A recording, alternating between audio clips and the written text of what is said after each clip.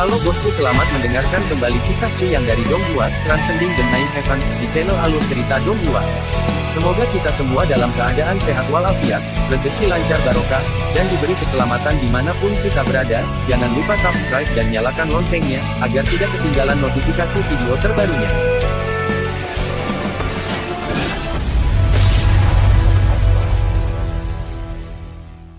Transcending the Nine Heavens. Chapter 81 Undangan Putra Mahkota. Wu Qianqian berjalan melewati pintu dengan anggun begitu pintu terbuka. Dia mengenakan pakaian biru dan tampak sangat menakjubkan di dalamnya. Oh Chu Yang, itu kamu. Wu Qianqian terkejut dan menatap Chu Yang dengan ekspresi bingung. Dia tidak akan pernah membayangkan bahwa Chu Yang akan muncul di benteng Tandura. Terlebih lagi, dia telah menarik perhatian Pangeran Butian. Tai Butian telah bertanya pada Wu Qianqian tentang Chu Yang sebelumnya. Namun, dia tidak berpikir bahwa Pangeran Tai Butian mengacu pada Chu Yang yang sama yang dia temui sebelumnya di Taman Bambu Ungu. Wu Qianqian baru saja berasumsi bahwa itu adalah orang lain yang memiliki nama yang sama. Pastinya, di suatu tempat di luar sana, ada seorang pemuda heroik bernama Chu Yang. Ini karena meskipun Chu Yang dari Taman Bambu Ungu cerdas, tingkat kultivasinya rendah. Dia hanya berpikir bahwa dia bahkan tidak layak mendapatkan perhatian sang pangeran. Namun, sekarang setelah wajah familiar ini muncul di hadapannya, tidak ada keraguan lagi. Kakak bela diri Wu, mengapa kamu datang ke sini? Tanya Chu Yang, sedikit terkejut. Apa aku tidak boleh datang? Jawab Wu Qianqian, wajahnya sedikit memerah. Dia tiba-tiba teringat kata-kata yang Du Siqing katakan kepada sang pangeran. Kehidupan pemuda ini sungguh menyedihkan. Dia menyayangi adik perempuannya, namun kakak laki-lakinya ingin mengambilnya dengan paksa. Di saat-saat bodoh, saat dia diliputi emosi, dia secara tidak sengaja membunuh kakak laki-lakinya. Sungguh menyia-nyiakan bakatnya. Oh, saudari bela dirinya konon adalah putri dari pemimpin sekte Tianwei. Wu Qianqian tersipu dan wajahnya terasa sedikit hangat saat pikirannya mencapai titik ini. Putri pemimpin sekte Tianwei. Ayah saya hanya memiliki satu anak perempuan saya, apakah itu berarti Chu yang menyukaiku? Tapi, ini terlalu mendadak. Tentu saja kamu boleh datang. Silakan masuk. Chu yang menggaruk kepalanya sambil mundur selangkah untuk mengizinkan Wu Qianqian masuk. Kamu bukan lagi murid sekte Tianwei. Ayahku telah mengirimkan pemberitahuan resmi kepada semua orang di sekte bahwa kamu telah dikeluarkan. Oleh karena itu, tolong jangan panggil aku kakak perempuan bela diri lagi. Wu Qianqian mengasihani Chu Yang. Dia tidak mengerti mengapa dia dikeluarkan dari sekte karena alasan seperti itu. Namun, Wu Qianqian menggunakan garis tarik ini dan membuat jarak di antara mereka. Ini untuk mencegah Chu yang menggunakan fakta bahwa mereka berdua berasal dari sekte yang sama untuk berhubungan dengannya. Ini adalah benteng awan besi, jika sesuatu terjadi, akan berdampak pada reputasi sekte Tianwei karena dia masih menjadi bagian darinya. Oh, haruskah aku memanggilmu adik perempuan saja? Chu yang menggaruk kepalanya beberapa kali sebelum melanjutkan, tapi kamu sepertinya lebih tua dariku. Mungkin sebaiknya aku memanggilmu kakak perempuan Qianqian saja. Wajah Wu Qianqian menjadi semakin merah. Dia memarahi, berhentilah main-main, ikuti aku dengan cepat. Ikuti kakak perempuan. Pangeran memanggilku untuk mengundangmu. Meskipun aku benar-benar tidak bisa melihat apa yang dilihat pangeran dalam dirimu sehingga dia secara pribadi menyatakan bahwa dia ingin mengundangmu. Wu Qianqian berkata sambil memelototinya. Jika hanya dia yang menyebut namaku dan ingin mengundangku, aku tidak akan pergi. Chu yang tertawa sebelum menambahkan, tetapi karena kakak perempuan secara khusus datang untuk mengundang saya akan menerima undangan tersebut. Bertemu dan mengundang adalah dua hal yang sangat berbeda, masing-masing memiliki arti berbeda, yang mencerminkan sikap Tai Butian. Chu yang berhasil mendirikan fondasi pertamanya sebagai basis kekuasaan. Banyak taktik berbeda untuk dipamerkan kepada Tai Butian.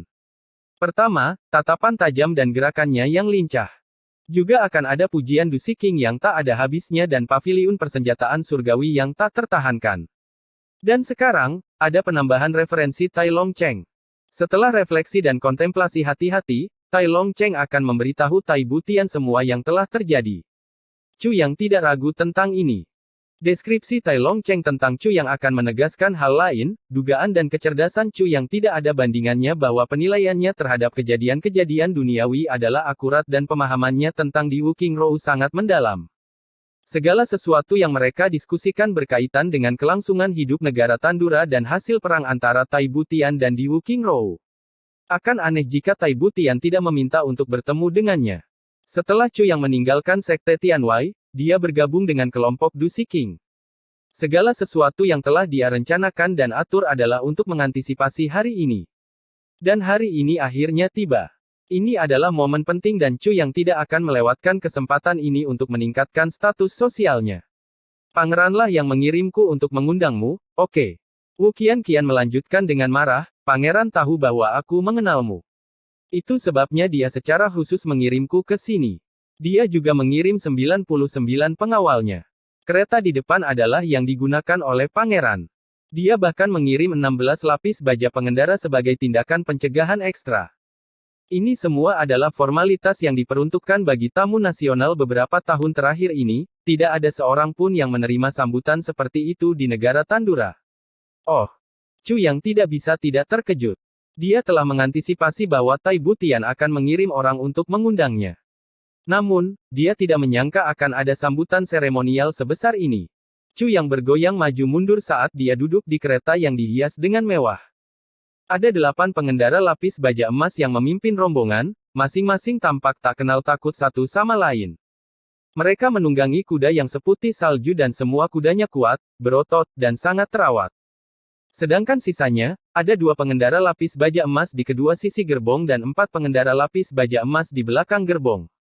Selain itu, ada 99 tentara lapis baja perak. Postur dan tinggi badan mereka sangat lurus. Formasi mereka begitu teratur sehingga dari sudut manapun, terlihat garis lurus dengan semua gerakan mereka mulus dan dalam kesatuan yang sempurna. Para prajurit berbaris rapi dengan sosok mereka seperti patung dan pandangan mereka yang tak tergoyahkan. Semuanya diatur dengan sangat baik dan teratur sehingga menciptakan pemandangan yang membuat banyak orang tercengang karena betapa profesionalnya penampilan mereka. Chu yang sedikit menyipitkan matanya, saat dia mencoba untuk tetap tenang dan terlihat tenang. Seolah-olah segala sesuatu yang terjadi di depan matanya adalah sesuatu yang dilihatnya setiap hari. Dia duduk tegak secara formal. Namun, dalam benaknya, dia berteriak. "Wow, saya tidak percaya, ini luar biasa sekali. Setelah semuanya selesai, saya akan membuat tim seperti ini. Kemanapun saya pergi, saya ingin mereka mengadakan upacara yang sama. Ini benar-benar pemandangan yang mengesankan." Meskipun dia merasa kuat, Chu Yan masih menurunkan tirai kereta. Jika Chu yang menunjukkan wajahnya keluar sekarang, Di Wuqingrou mungkin akan tahu bahwa orang yang diundang oleh Tai Butian adalah dia. Itu bukan hal yang baik. Keselamatan di atas segalanya. Terima kasih, Senior Chu telah datang. Saya berterima kasih. Silakan duduk. Tai Butian halus, mengenakan pakaian putih bersih, seindah salju. Dia tersenyum dan menyapa Chu yang dengan hangat. Chu yang sedikit terkejut ketika dia menyadari bahwa tempat yang Tai Butian putuskan untuk bertemu dengannya adalah Paviliun Butian. Dalam perjalanan ke sana, dia tidak melihat orang lain. Seolah-olah pertemuan ini sangat rahasia. Tempat pertemuan mereka adalah sebuah danau kecil di belakang Paviliun Butian. Di tengah danau terdapat sebuah pulau kecil dengan pendopo kecil. Para penjaga membawa Chu yang ke paviliun dan segera kembali ke posisi mereka. Chu yang memperhatikan Tai Butian, yang memiliki aura tenang dan sunyi di sekelilingnya. Namun, dia tampak agak menjauh. Kesopanan yang diberikan Tai Butian kepada Chu yang telah membuatnya merasa hangat sejenak. Tapi sekarang sudah hilang sama sekali. Jika itu adalah anak laki-laki pada usia yang sama, dia akan menangis karena bersyukur atas sumpah setianya kepada pangeran selama sisa hidupnya. Tapi Chu yang adalah monster yang hidup 2 masa kehidupan, karena itu dia terus menjaga ketenangannya. Tai Butian cukup bagus, berhasil membuatnya terkesan setidaknya sedikit. Yang mulia, perintah apa yang Anda miliki untuk saya? Chu yang bertanya dengan santai. Saya tidak memberi Anda perintah apapun. Senior Chu berbakat. Saya yakin Anda tahu mengapa saya ingin bertemu dengan Anda hari ini. Tai Butian tersenyum lembut. Kultivator ini bodoh. Saya tidak mengerti maksud sang pangeran. Tai Butian menghela nafas dan berdiri. Dia menggenggam tangannya di belakang punggung, berbalik untuk melihat permukaan danau yang tenang. Dia kemudian berkata, Senior Chu berasal dari sebuah sekte di Jianghu. Tentunya Anda memahami pandangan dunia saat ini. Meskipun istana kerajaan dan Jianghu jelas terpecah, keduanya berasal dari akar yang sama dan tidak boleh dipisahkan dari satu sama lain. Jika istana kerajaan adalah lingkaran kekuasaan yang menyelimuti segalanya, maka Jianghu adalah lingkaran kekuasaan yang berbeda, hanya sedikit lebih lemah. Tai Butian diam-diam berkata, dengan kata lain, Jianghu adalah kekuatan sekunder, yang mampu membantu kekuasaan istana kerajaan pada saat-saat penting. Misalnya, ketika rakyat mengalami masa-masa sulit, seorang pahlawan akan bangkit dan mengumpulkan rakyat. Dengan demikian, menciptakan pusat kekuasaan baru. Negara-negara baru dimulai oleh Jianghu meskipun mereka mungkin bergantung pada kekuasaan istana kerajaan, namun sebagian besar kekuasaan berasal dari Jianghu setelah perubahan tertentu. Orang-orang ini akan mengumpulkan kekuasaan, wilayah, dan hukum mereka sendiri. Hasil akhir dari kesuksesan tersebut adalah mereka akan menjadi pemimpin istana kerajaan. Chu yang berpikir dengan hati-hati dan sebelum dia mengangguk, apa yang dikatakan Yang Mulia benar. Dia memikirkan tentang perubahan yang terjadi selama beberapa ribu tahun terakhir. Setelah perubahan yang tidak terduga, banyak negara yang jatuh dan banyak negara baru yang bangkit melalui jalur tersebut. Negara-negara baru itu memang didirikan oleh orang-orang Jianghu. Meski sebagian besar gagal dan hancur, banyak pula yang berhasil. Mengatakan bahwa istana kerajaan adalah bentuk evolusi dari Jianghu tidak sepenuhnya salah. Transcending the Nine Heavens. Chapter 82 berbenturan dengan pangeran. Nenek moyangku adalah keluarga besar di Jianghu. Mereka dikenal sebagai keluarga dasi Gunung Timur. Kami memerintah di seluruh wilayah sebelum kami memasuki istana kerajaan. Tai Butian terus berbicara perlahan dengan punggung menghadap Chu Yang, namun, saat kekuatan dari Jianghu terlibat dengan arena politik istana kerajaan, mereka tidak lagi punya pilihan selain mengikuti aturan istana kerajaan. Metode pengelolaan Jianghu mungkin baik untuk memerintah sebuah keluarga atau orang-orang di suatu wilayah. Namun, metode tersebut tentu saja tidak dapat digunakan untuk memerintah suatu negara. Ini adalah salah satu keterbatasan Jianghu.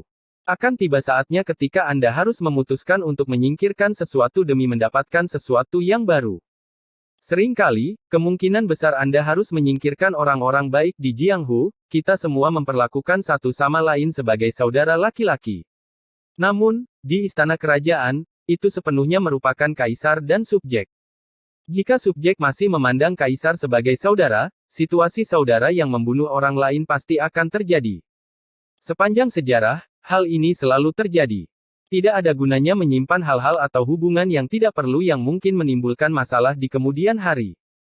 Demikian pula, jika hubungan antara kaisar dan rakyatnya berjalan dengan sangat baik, maka singkirkanlah sistem hubungan persaudaraan ketika memerintah suatu negara.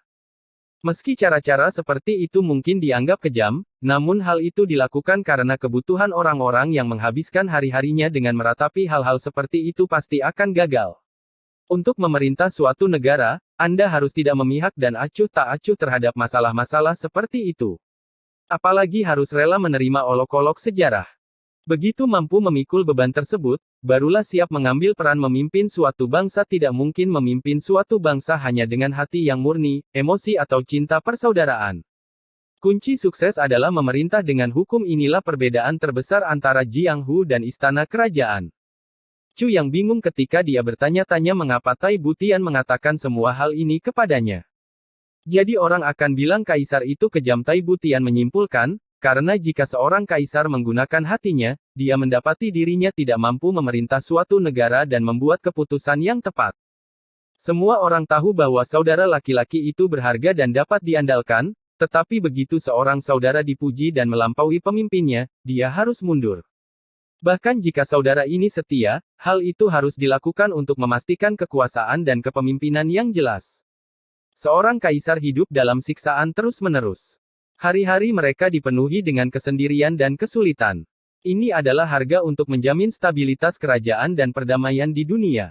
Tai Butian menoleh dan menatap Chu Yang. Senior Chu tidak memiliki keinginan untuk istana kerajaan. Terlebih lagi, Senior Chu datang ke Tandura sebagai pribadi Jianghu. Namun, Senior Chu ingin meminjam kekuatan Tandura untuk menggulingkan di Wuking Rou. Tai Butian menarik napas dalam-dalam dan berkata perlahan, ini adalah tujuan utama Senior Chu. Dugaan saya, Senior Chu tidak ingin memiliki hubungan subjek dan penguasa dengan Butian. Yang Anda inginkan adalah bekerja dengan Butian sebagai saudara. Setelah semuanya selesai, Senior Chu ingin kembali ke Jianghu. Ini adalah pikiran Senior Chu, apakah saya benar? Senior Chu adalah seseorang yang lebih suka tinggal di Jianghu. Kebanggaan menjadi bagian dari Jianghu begitu kuat sehingga Anda tidak akan pernah puas di bawah komando atau kendali siapapun. Dia tersenyum menunjukkan sedikit kesedihan, dan perlahan bertanya, Senior Chu, apakah Bu Tian benar? Chu yang benar-benar terkejut dan ketakutan saat melihat Tai Bu Tian. Namun, terlepas dari apa yang dia rasakan, dia tetap memasang ekspresi tenang dan matanya tetap terpaku pada Tai Bu Tian. Meskipun ini adalah percakapan pertama Tai Bu Tian dengan Chu Yang, dia berhasil memahami niat Chu Yang. Pikiran seperti itu membuat Chu Yang melihat orang di depannya dengan cara yang berbeda.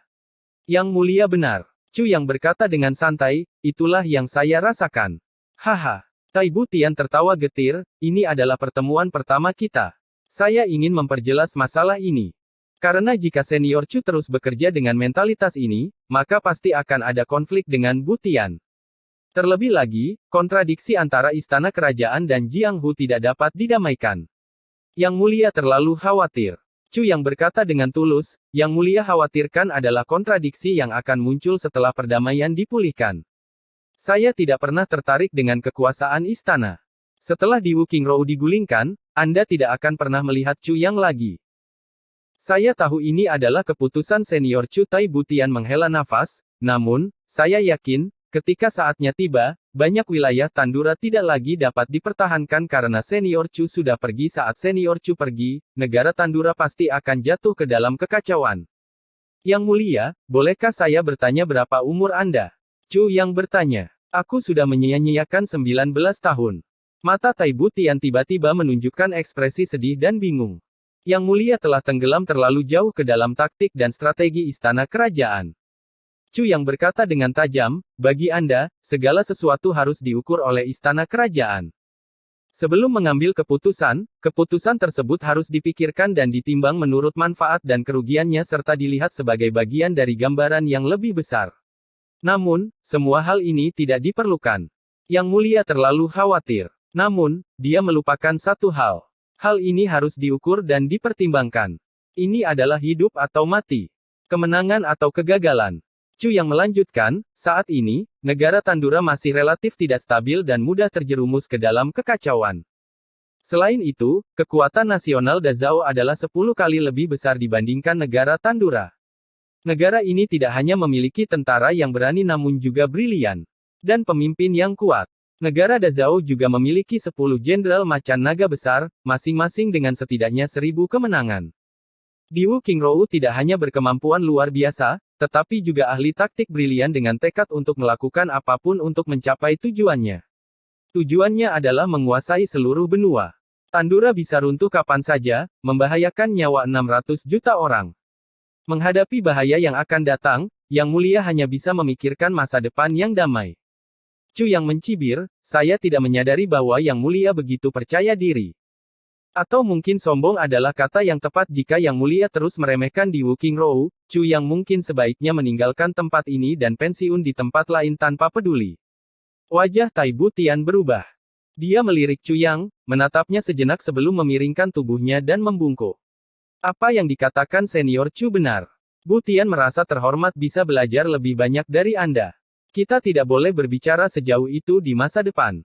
Dalam pertemuan ini, kedua individu tersebut sudah saling adu mulut meski hanya dengan kata-kata. Terlebih lagi, Chu yang tampaknya harus berada di atas angin.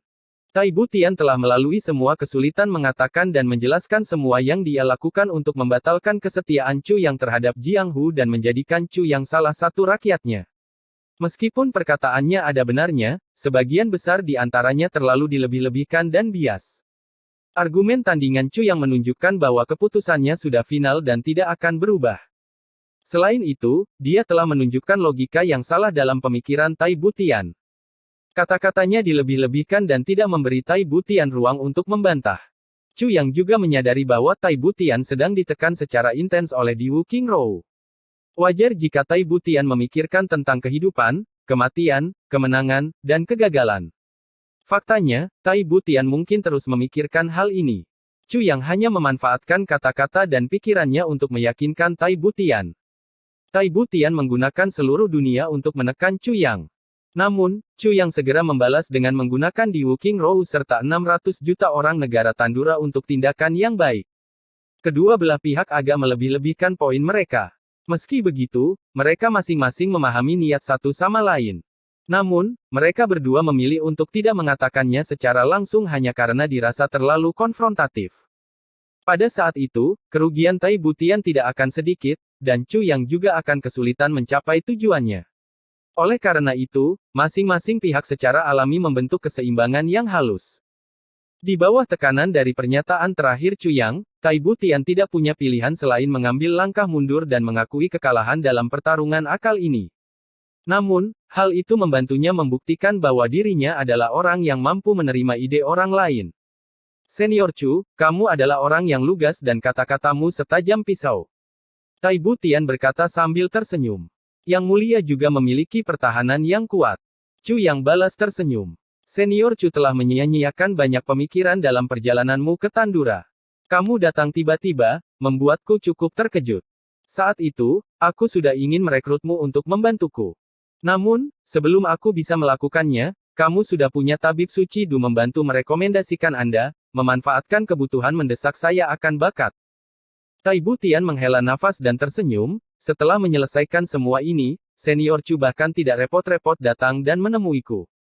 Sebaliknya, kamu menggunakan paviliun persenjataan surgawi sebagai kekuatan yang tidak dapat dilawan oleh negara Tandura. Pada gilirannya, senior posisi Chu naik lagi. Selain itu, Anda berhasil menciptakan kesan mendalam di tingkat tertinggi istana kerajaan negara Tandura sehingga paman kerajaan menemui Anda sejak saat itu. Anda menunjukkan kekuatan dan wawasan Anda tentang masalah-masalah mendesak. Akhirnya, Senior Chu baru saja duduk di paviliun persenjataan surgawi dan menunggu undangan saya. Senior Chu merencanakan semuanya hingga detail terbaik dan hanya melihat semuanya berjalan pada tempatnya. Transcending the Nine Heavens. Chapter 83 Kelola bagian dalam sebelum melihat Saya biasanya tidak suka ditipu oleh orang lain. Namun, dalam situasi ini, saya sepertinya tidak punya pilihan lain selain bertindak sesuai dengan rencana Senior Chu. Meskipun saya merasa seperti berada di pihak yang kalah. Itu masih agak tertahankan. Senior Chu telah membuat langkah strategis. Terlebih lagi, Anda berhasil membuat nama untuk diri Anda sendiri dalam waktu singkat hanya dengan menggunakan kecerdasan Anda. Selain itu, taktik Anda menyatakan dengan jelas bahwa Senior Chu akan melakukannya tidak menjadi subjek siapapun. Anda benar-benar telah meninggalkan saya tanpa pilihan lain selain bekerja sama dengan Anda dalam masalah militer negara kita. Tai Butian tersenyum enggan. Senior Chu mampu menciptakan peluang seperti itu sendirian. Hal ini tidak diragukan lagi membutuhkan tingkat kecerdasan tertentu, perencanaan yang tepat, dan pemahaman yang matang tentang keseluruhan situasi. Anda tentu saja layak mendapatkan rasa hormat dan kekaguman saya yang sebesar-besarnya Senior Chu, Anda bukan diragukan sangat berbakat. Chu yang menyipitkan mata dan tertawa, pujian yang begitu murah hati, saya selalu senang menerima pujian Anda. Masa negosiasi telah berakhir dan Tai Butian telah mengakuinya. Oleh karena itu, Chu yang berusaha menciptakan suasana yang lebih ringan. Komentar Chu yang mengejutkan Tai Butian. Dia tidak bisa menahan tawanya. Dan dalam upaya untuk menutupi tawanya, dia menyeka ujung mulutnya, menutupinya dan tersenyum. Senior Chu benar-benar lucu. Saat ini, Chu yang menggigil. Dia hampir ingin melarikan diri. Sang pangeran. Pangeran apa? Bisakah seorang wanita disebut pangeran? Dia tampak lebih seperti seorang putri. Meskipun Tai Butian jelas seorang laki-laki, dia bertindak sedikit feminin. Senyuman dan mata itu jauh lebih cocok untuk seorang wanita. Mata Chu yang melebar dan ujung mulutnya bergerak-gerak. Ya Tuhan, kamu mengizinkanku melawan takdir dan melawan sejarah. Tapi sekarang kamu ingin aku berkolaborasi dengan pria feminin ini. Chu yang merasa menggigil di punggungnya. Ia berpikir dalam hati. Pantas saja ia mengembangkan teknik suci tulang giok hati es. Jika pria feminim seperti dia tidak mengolahnya, tentu akan sia-sia. Setelah Tai Butian selesai berpura-pura menyeka mulutnya dan kembali ke dirinya yang alami, mengeluarkan aura yang sedikit mengesankan, Chu yang merasakan merinding di kulitnya. Dia merasa seolah seluruh dunianya berputar. Senior Chu. Senior Chu. Tai Butian prihatin saat melihat Chu yang linglung. Baiklah. Chu yang telah kembali sadar. Keringat mulai menetes di dahinya. Pikiran harus berkolaborasi dengannya setidaknya selama 2 tahun lagi membuat Chu yang tidak nyaman. Tiba-tiba, dia merasa seolah-olah masa depannya akan dipenuhi dengan kesulitan dan tragedi. Senior Chu, melihat kondisi negara Tandura saat ini, jika Senior Chu diberi kebebasan memerintah, dari mana Anda akan memulai? Tai Butian tersenyum sambil bertanya dengan tulus. Dia berpura-pura tidak mengetahui perubahan suasana hati Chu yang tiba-tiba. Tolong beri aku waktu sejenak untuk memikirkannya. Kata Chu yang sambil meletakkan satu kepala di dahinya, berpura-pura tenggelam dalam pikirannya. Namun, dia sebenarnya sudah tahu apa yang akan dia jawab atas pertanyaan itu.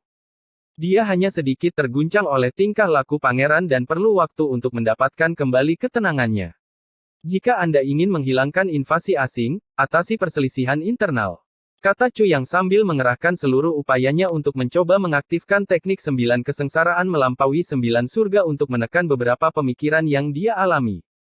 Jika Anda ingin menghilangkan invasi asing, Anda harus terlebih dahulu menangani pengamanan internal.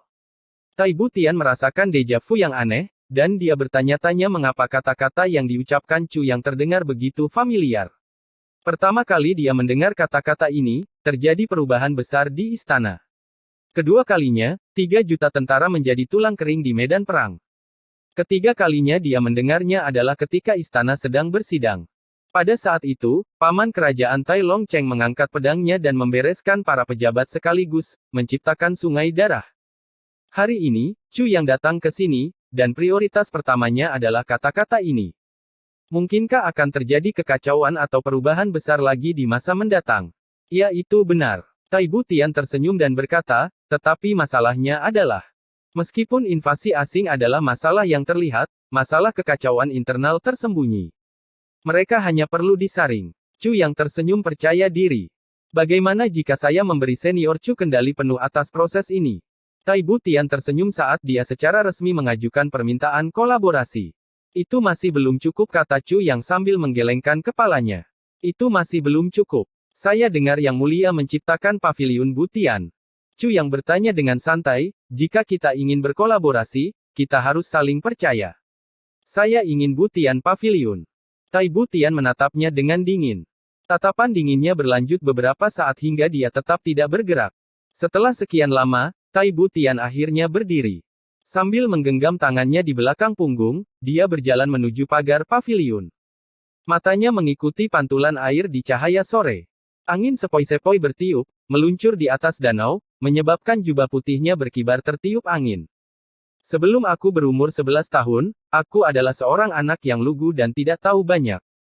Aku disayangi oleh ayah dan ibuku. Bahkan keenam kakak perempuanku memperlakukanku dengan sangat baik, hampir seperti harta karun. Pada saat itu, aku periang dan penuh kasih sayang. Bisa menikmati keindahan dunia ini. Kata Tai Butian dengan punggung menghadap Chu Yang. Matanya mulai kabur dan sedikit berair namun suaranya tetap tenang seperti sebelumnya. Ayahku sedih ketika aku lahir. Dia bahkan melarang semua pembicaraan tentang kelahiranku. Saat itu, aku tidak mengerti alasan di balik tindakannya.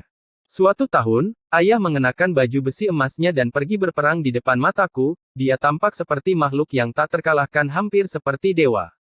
Namun, dalam waktu kurang dari setengah tahun, duniaku hancur. Ayahku digendong pulang ke rumah, berjuang untuk hidupnya. Namun, ketika ibuku datang untuk merawatnya, tiba-tiba ada gelombang kemarahan yang menguasai dirinya. Gelombang emosi ini menyebabkan dia seorang diri membunuh istri tercintanya. Setelah menyelesaikan kalimatnya, 2 aliran air mata mulai mengalir di pipi Tai Butian. Chu yang mendongak kaget. Dia terkejut dengan apa yang baru saja dia dengar. Mengapa kaisar negara Tandura ini membunuh istrinya? Setelah itulah ayah menjadi sadar. Namun, dia memerintahkan ke-6 saudara perempuanku beserta keluarga mereka untuk dibunuh. Dia kemudian menarik paman kedua dan seluruh pasukannya dari medan perang kembali untuk menyerang istana dan membunuh semua orang. Pada hari itu juga, di dalam kota kekaisaran, banyak nyawa melayang. Semua orang berpikir bahwa paman kedua berusaha merebut tahta. Namun, tidak lama kemudian kami menyadari bahwa hal tersebut tidak terjadi. Setelah itu, ayah memegang tanganku dan mengucapkan kata-kata ini sebelum jatuh koma. Tai Butian berdiri tegak tapi suaranya bergetar. Dia melanjutkan dengan suara tegas tapi Chu yang bisa merasakan rasa sakit di dalam, mulai sekarang, kamu akan menjadi Taibu Tian. Langit negara Tandura mungkin telah runtuh tapi aku harap kamu bisa memulihkannya. Ingatlah selalu bahwa untuk memerintah suatu negara, kamu harus bisa menjadi kejam. Jika kamu memiliki kekejaman untuk membunuh musuhmu, kamu juga harus memiliki kekejaman yang sama untuk membunuh dirimu sendiri. Setelah dia selesai, ayah memegang tangan paman kedua dan berkata, aku mempercayakan dia padamu. Dengan itu ayah menjadi tidak sadarkan diri. Chu yang mengerutkan kening dan berpikir, kisah Taibu Tian ini memiliki banyak hal yang samar dan misterius. Namun, satu hal yang kita tahu pasti adalah ketika Kaisar membunuh istri dan putrinya, pikirannya jernih tapi kenapa dia melakukan itu? Chu yang tidak bisa menahan perasaan bahwa ada rahasia yang tersembunyi di dalam cerita ini. Taibu Tian menarik napas dalam-dalam sebelum melanjutkan, aku benci ayah. Aku benar-benar membencinya karena membunuh keluargaku. Paman kedua sangat ketat terhadapku. Dia telah mengumumkan kepada semua orang bahwa aku adalah Pangeran Awan Besi dan itu ketika aku sudah dewasa, aku akan menjadi penguasa Tandura. Sejak hari itu, paman kedua mengundang banyak guru setiap hari untuk mengajariku berbagai hal. Setidaknya ada 10 guru yang menunggu untuk bertemu denganku setiap hari. Selain itu, aku hanya diizinkan untuk tidur selama 1 jam. Bahkan saat makan, selalu ada seseorang di depanku yang mengajar. Paman kedua akan memukulku setiap kali aku sedikit malas. Saat itu, dari 365 hari, setidaknya ada 300 hari di mana aku mengalami memar yang parah.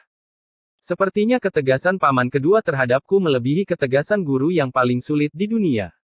Taibu Tian berkata dengan ringan, saya sering pergi menemui ayah. Meskipun dia ada saat-saat di mana dia terjaga, dia akan bersikeras untuk bunuh diri pada saat itu. Dan setelah dia dicegah untuk melakukannya, dia akan diam-diam menangis. Tahun demi tahun, dia memegang plakat nama ibu dan saudara perempuanku dengan air mata mengalir di wajahnya. Dia biasanya menangis hingga tak sadarkan diri. Tubuhnya juga semakin lemah dari hari ke hari. Transcending the Nine Heavens. Chapter 84. Jika Anda mampu, saya akan menerima permintaan Anda. Saya pikir dia menyesali perbuatannya, tetapi baru setelah itu saya menyadari bahwa saya salah. Taibu Tian berkata dengan suara rendah, saat itu, aku bertanya pada diriku sendiri. Jika dia memang orang yang membunuh ibu dan saudara perempuanku, mengapa dia menangis? Apakah dia menyesali tindakannya? Apakah dia sengsara? Dia pantas mendapatkannya menjadi sengsara setelah semua yang telah dia lakukan.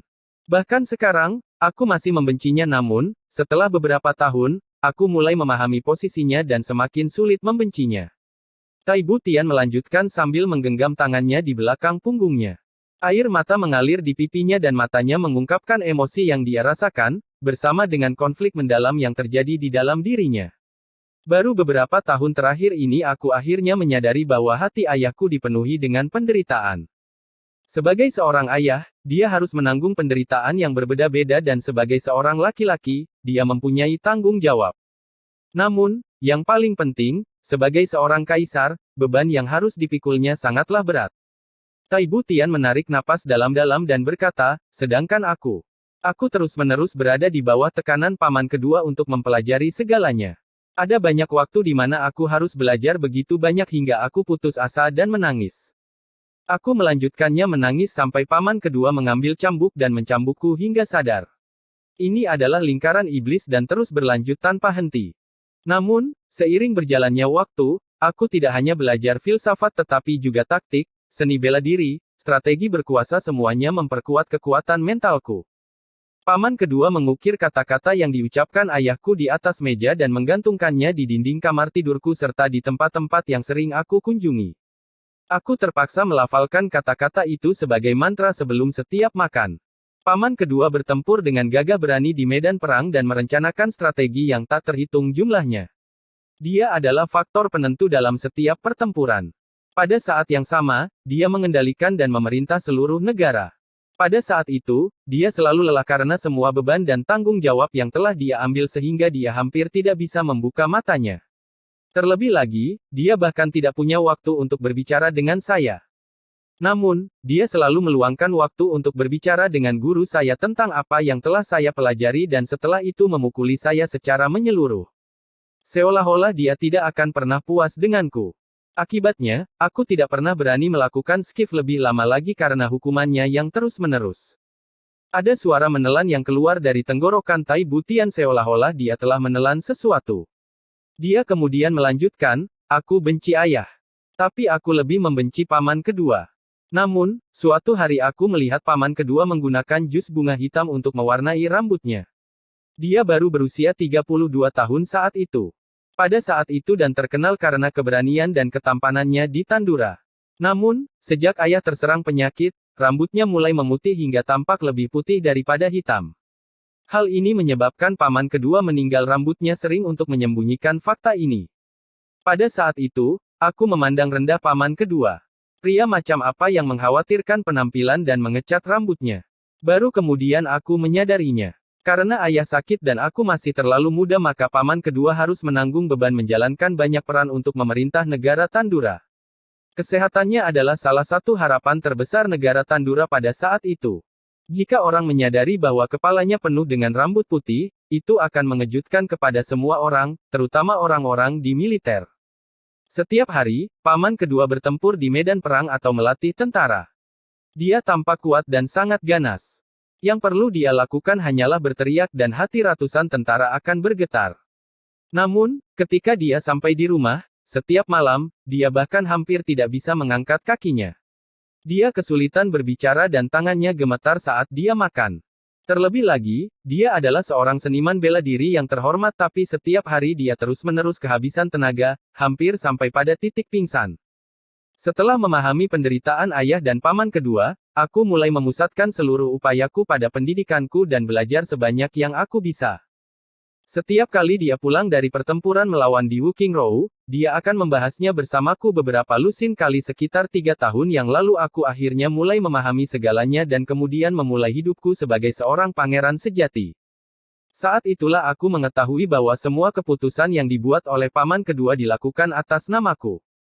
Semua negara Tandura dan bahkan mungkin seluruh dunia percaya bahwa ada penguasa surgawi di Tandura. Negara Tandura sekarang dipenuhi dengan harapan. Namun, tak seorang pun di antara mereka mengetahui bagaimana penguasa seperti itu muncul. Bagaimana bisa ada penguasa yang lahir di surga? Orang-orang tidak mengetahui tekad dan pelatihan seperti apa yang diperlukan untuk menempa dan menciptakan individu seperti itu. Itu jalan seperti itu penuh dengan kekejaman. Suara Tai Butian terdengar sinis dan sedih. Ketika aku pertama kali mengambil kendali, tidak ada yang dilakukan dengan baik. Untungnya, ada paman kedua yang mendampingiku setiap hari ketika istana kerajaan bersidang. Siapapun yang berani tidak menghormati atau mempertanyakan otoritasku akan diusir dan dipenggal. Paman kedua memerintah dengan tangan besi, lebih buruk daripada beberapa tiran. Namun, karena bantuannya, aku menguasai Tandura dengan kuat dan segera setelah itu, paman kedua tidak lagi terlibat dalam urusan istana kerajaan. Saya mendengar bahwa dia terus mengawasi saya selama 3 bulan sebelum dia pulang ke rumah dan berkata kepada bibi kedua, saya lega. Segera setelah itu, paman kedua tidur selama 3 hari penuh berturut-turut, membuat semua orang di rumah sangat ketakutan. Tai Butian menghela nafas dan melanjutkan, militer dan politik Tandura akhirnya kembali ke jalur yang benar. Saat itulah saya mendirikan Paviliun Butian untuk mengumpulkan para pahlawan.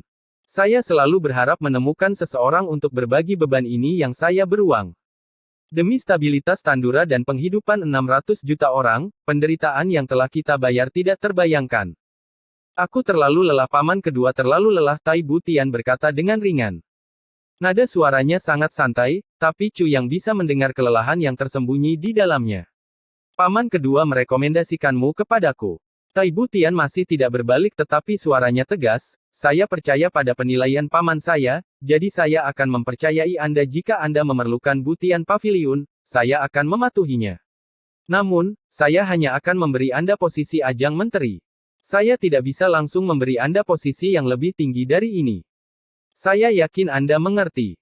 Hanya ketika Anda telah mendapatkan rasa hormat dari semua orang barulah saya dapat memberi Anda akses penuh ke Paviliun Butian. Jika ada ketidakpercayaan, di sana kita tidak akan lagi bekerja sama.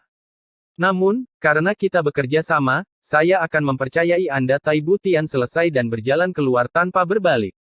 Dia meluncur melintasi air seperti awan tertiup angin, menyentuh permukaan air beberapa kali menciptakan riak-riak kecil sebelum menghilang. Dia tidak berbalik karena dia tidak ingin Chu Yang melihat air mata yang menutupi wajahnya. Chu Yang duduk perlahan dan terdiam untuk waktu yang lama, menerima apa yang dikatakan Tai Butian. Pengalaman yang dibagikannya tulus dan dari hatinya. Chu Yang percaya bahwa motif Tai Butian memberitahunya tentang hal-hal ini adalah untuk memenangkan kesetiaannya sehingga dia bersedia menyerahkan nyawanya untuk Tai Butian. Namun, Chu Yang adalah seseorang yang memiliki pengalaman lebih dari seumur hidup. Dalam kehidupan sebelumnya, Chu Yang secara tidak sengaja mempelajari prinsip jiwa dalam ketika dia berada di tiga langit atas. Ini adalah waktu yang tepat untuk menggunakannya dan mengevaluasi segala sesuatu yang dikatakan Tai Butian. Prinsip Deep Spirit adalah teknik yang aneh.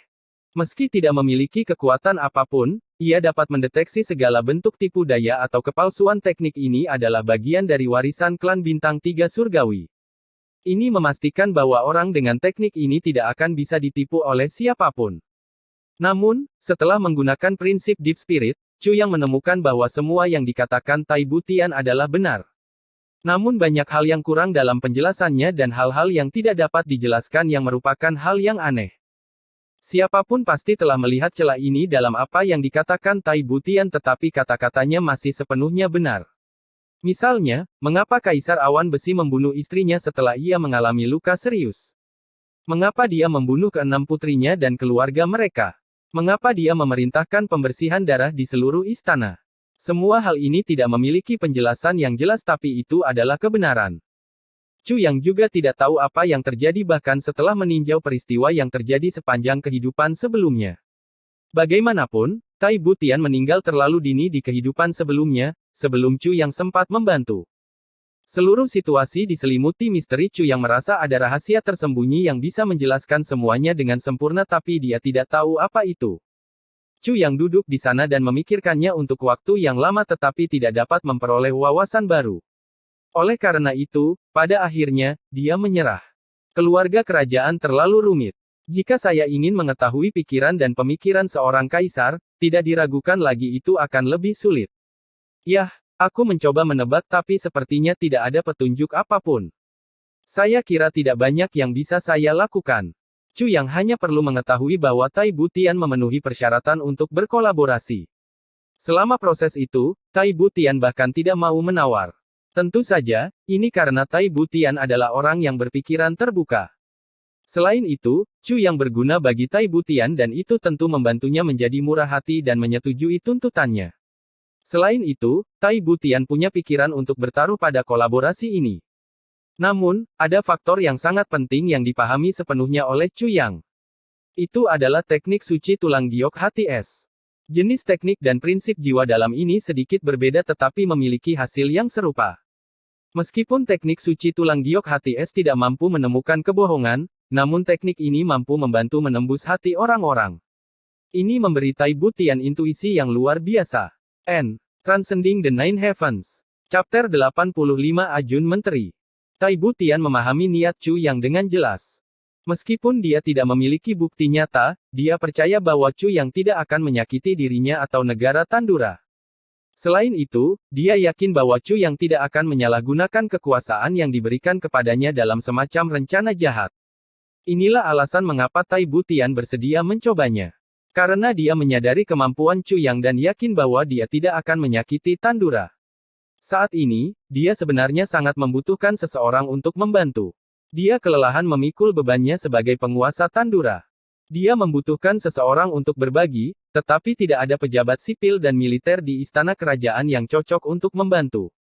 Ini karena hubungan mereka, dia adalah seorang pangeran dan mereka adalah rakyatnya. Situasi Chu Yang sempurna untuk peran seperti itu. Ini karena Chu Yang tidak akan pernah ditaklukkan di bawahnya dan latar belakangnya juga yang membuatnya cocok untuk mengelola paviliun Butian. Dia berasal dari Jianghu dan karenanya tidak memiliki koneksi ke pengadilan yang merupakan salah satu faktor utama yang mempengaruhi keputusan yang dibuat Tai Butian. Jika ada orang lain dari pejabat sipil atau militer yang mengambil kendali paviliun Butian, Tai Butian akan khawatir karena dia takut mereka akan menggunakannya untuk keuntungan mereka sendiri. Selain itu, ia telah mendirikan paviliun Butian tetapi tidak memiliki cukup waktu dan tenaga untuk memelihara dan mengembangkannya dengan baik menjadi sesuatu yang lebih kuat. Dengan demikian, Tai Butian juga punya alasan mengapa dia memenuhi permintaan Chu Yang untuk mengambil alih dan mengelola paviliun Butian. Atau siapa yang tahu alasan lain apa yang mungkin dia miliki. Adapun Chu Yang, saat ini, dia sedang memikirkan masa kecil Tai Butian. Itu benar-benar sebuah tragedi. Bahkan dibandingkan dengan seorang pangeran dari negara normal, masa kecil Tai Butian berkali-kali lebih buruk. Seperti yang dikatakan Tai Butian, jalan seorang penguasa adalah jalan yang kejam. Rencana apa yang kamu punya untuk paviliun senjata surgawi? Tai Butian bertanya sambil tersenyum dan ketenangan alaminya. Hari sudah sore ketika Chu Yang bertemu dengan Tai Butian lagi, memberi Tai Butian waktu untuk kembali ke dirinya yang biasa. Paviliun persenjataan surgawi. Chu yang awalnya ingin menggabungkan paviliun persenjataan surgawi dengan paviliun Butian, tetapi ketika kata-kata itu sampai ke mulutnya, mereka keluar dengan cara yang sangat berbeda. Paviliun persenjataan surgawi akan ada secara mandiri. Namun, itu tidak bisa tetap ada. Seperti saat ini. Itu terlalu boros. Aku akan memindahkan paviliun senjata surgawiku ke danau aliran Zamrud. Apakah tidak apa-apa? Danau Emerald Flow adalah sebuah danau kecil di dalam benteng Tandura. Jaraknya sekitar 10 blok dari dalam kota Tandura tetapi tampaknya agak jauh dan merupakan tempat yang populer bagi orang-orang untuk berjalan-jalan. Hal ini karena dipisahkan oleh area bangunan yang padat sehingga terlihat sangat jauh. Danau aliran Zamrud. Tidak masalah. Tai Butian langsung setuju, saya akan segera mengaturnya. Tai Butian berpikir bagian boros yang dimaksud Chu Yang adalah senjata ilahi itu. Namun, dia tidak menyadari bahwa Chu Yang sebenarnya mengacu pada Gu Duxing. Seorang ahli yang sangat kuat dengan potensi tak terbatas dibiarkan duduk diam. Itu benar-benar sia-sia. Wajah Chu Yang tetap tidak berubah, tapi dia sangat gembira di dalam. Namun, dia tahu bahwa Emerald Flow Lake bukan hanya tempat yang bagus untuk berjalan-jalan. Dalam kehidupan sebelumnya, ini adalah lokasi di mana dia menemukan pecahan pedang 9 kesengsaraan kedua. Sekarang jika dia akan langsung mengambil alih area ini, yang perlu dia lakukan hanyalah menunggu sampai tingkat kultivasinya cukup tinggi untuk membuka segel dari fragmen pedang 9 kesengsaraan kedua. Dia akan bisa mendapatkan fragmen itu tanpa ada yang mengetahuinya. Fragmen kedua dari pedang 9 kesengsaraan Chu yang terbakar karena kegembiraan. Keduanya naik kereta dan berangkat. Gerbong ini tertutup rapat dari luar dan tidak ada bukaan. Jika seseorang dari luar melihatnya, mereka tidak akan menyangka bahwa sang pangeran akan duduk di kereta yang tampak biasa ini. Meskipun bagian dalam gerbong itu luas, Chu Yang dan sang pangeran duduk berdekatan satu sama lain. Chu Yang bisa mencium aroma-aroma samar yang melayang di udara. Dia hanya bisa mendengus, menyembunyikan kekesalannya di dalam. Bagaimana seorang pria bisa memakai parfum? Tai Butian memperhatikan ada sesuatu yang tidak beres. Dia kemudian mulai mengalihkan perhatian Chu Yang dengan percakapan tentang berbagai topik yang tidak relevan. Pendidikan Tai Butian benar-benar mendalam. Dia dapat berbicara tentang berbagai macam topik dan topik apapun yang dia pilih untuk dibicarakan akan memiliki komentar yang mendalam untuk diberikan.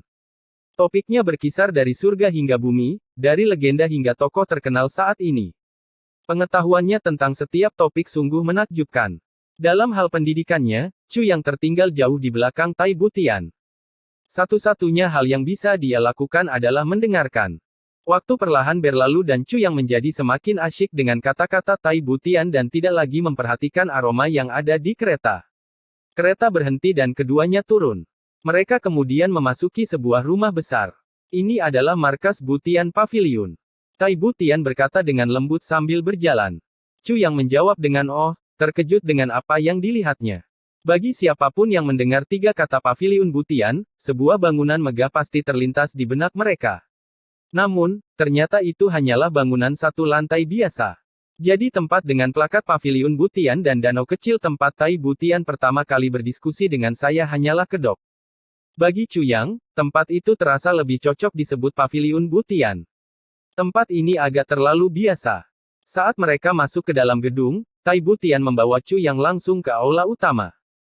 Meskipun ada beberapa orang yang berada di sana sebelumnya mendiskusikan sesuatu, saat mereka melihat Tai Butian masuk, mereka segera menghentikan apa yang mereka lakukan dan berdiri untuk menyambutnya.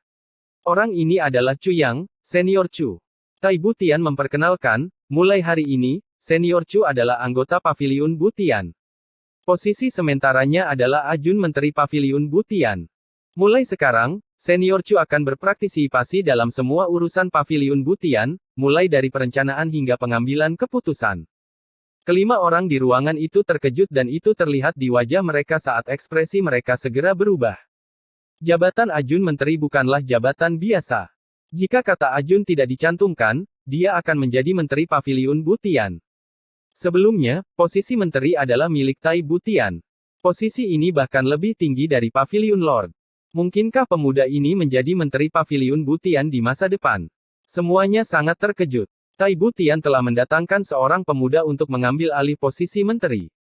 Paviliun Lord dan wakilnya adalah dari 5 orang yang hadir di ruangan itu. 3 lainnya semuanya adalah Martial Great Masters. Bagaimana mungkin mereka bisa mentolerir pemuda yang mempunyai posisi kekuasaan lebih besar dibandingkan dengan mereka? Ini adalah penguasa Paviliun Butian, praktisi pedang terhormat jiwa es, Cheng Ziang. Ini adalah wakilnya, seniman bela diri terhormat bintang jatuh, Chen Yutong. Tai Butian memperkenalkan setiap orang pada Chu Yang. Kelima wajah itu berhasil menunjukkan senyuman dan datang menyambutnya satu per satu. Praktisi pedang terhormat jiwa es, Cheng Ziang tampaknya berusia sekitar 60 tahun. Dia memiliki rambut beruban dan tubuh kurus yang tampak cukup lemah seolah-olah hembusan angin kencang akan mampu menjatuhkannya dan menerbangkannya. Adapun Chen Yutong, dia adalah pria bertubuh besar dengan perawakan kuat. Usianya sekitar 45 atau 46 tahun dengan wajah kasar. Mereka berdua melihat dan mengevaluasi Chu Yang dengan tatapan mereka. Dalam senyuman mereka, ada tanda-tanda diskriminasi. Setelah perkenalan singkat, Tai Butian membawa Chu Yang ke ruang dalam. Ini adalah ruang belajar yang penuh dengan dokumen-dokumen yang tergeletak bertumpuk-tumpuk. Disinilah Butian Paviliun menyimpan semua dokumen tentang seluruh personel negara Tandura. Masing-masing dokumen ini telah dicatat dengan cermat dan dikategorisasikan secara detail dari besar hingga kecil. Semua peristiwa yang terjadi dalam hidup mereka, serta hal-hal seperti itu sebagai kemampuan atau keterampilan pribadi, semuanya tertulis. Seperti yang Anda lihat, biasanya, seseorang dengan tingkat kultivasi di bawah Master Bela Diri tidak akan bisa bergabung dengan Paviliun Butian. Selain itu, jika latar belakang mereka diselimuti misteri, mereka tidak akan bisa bergabung. Diizinkan untuk bergabung juga. Tai Butian perlahan melanjutkan, saat ini, Paviliun Butian memiliki total 87 orang. Dalam kelompok ini, ada 1 praktisi pedang terhormat, 5 seniman bela diri terhormat, dan 13 master agung bela diri.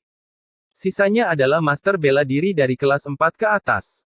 Kekuatan ini lemah. Terlalu lemah Chu yang menggelengkan kepalanya.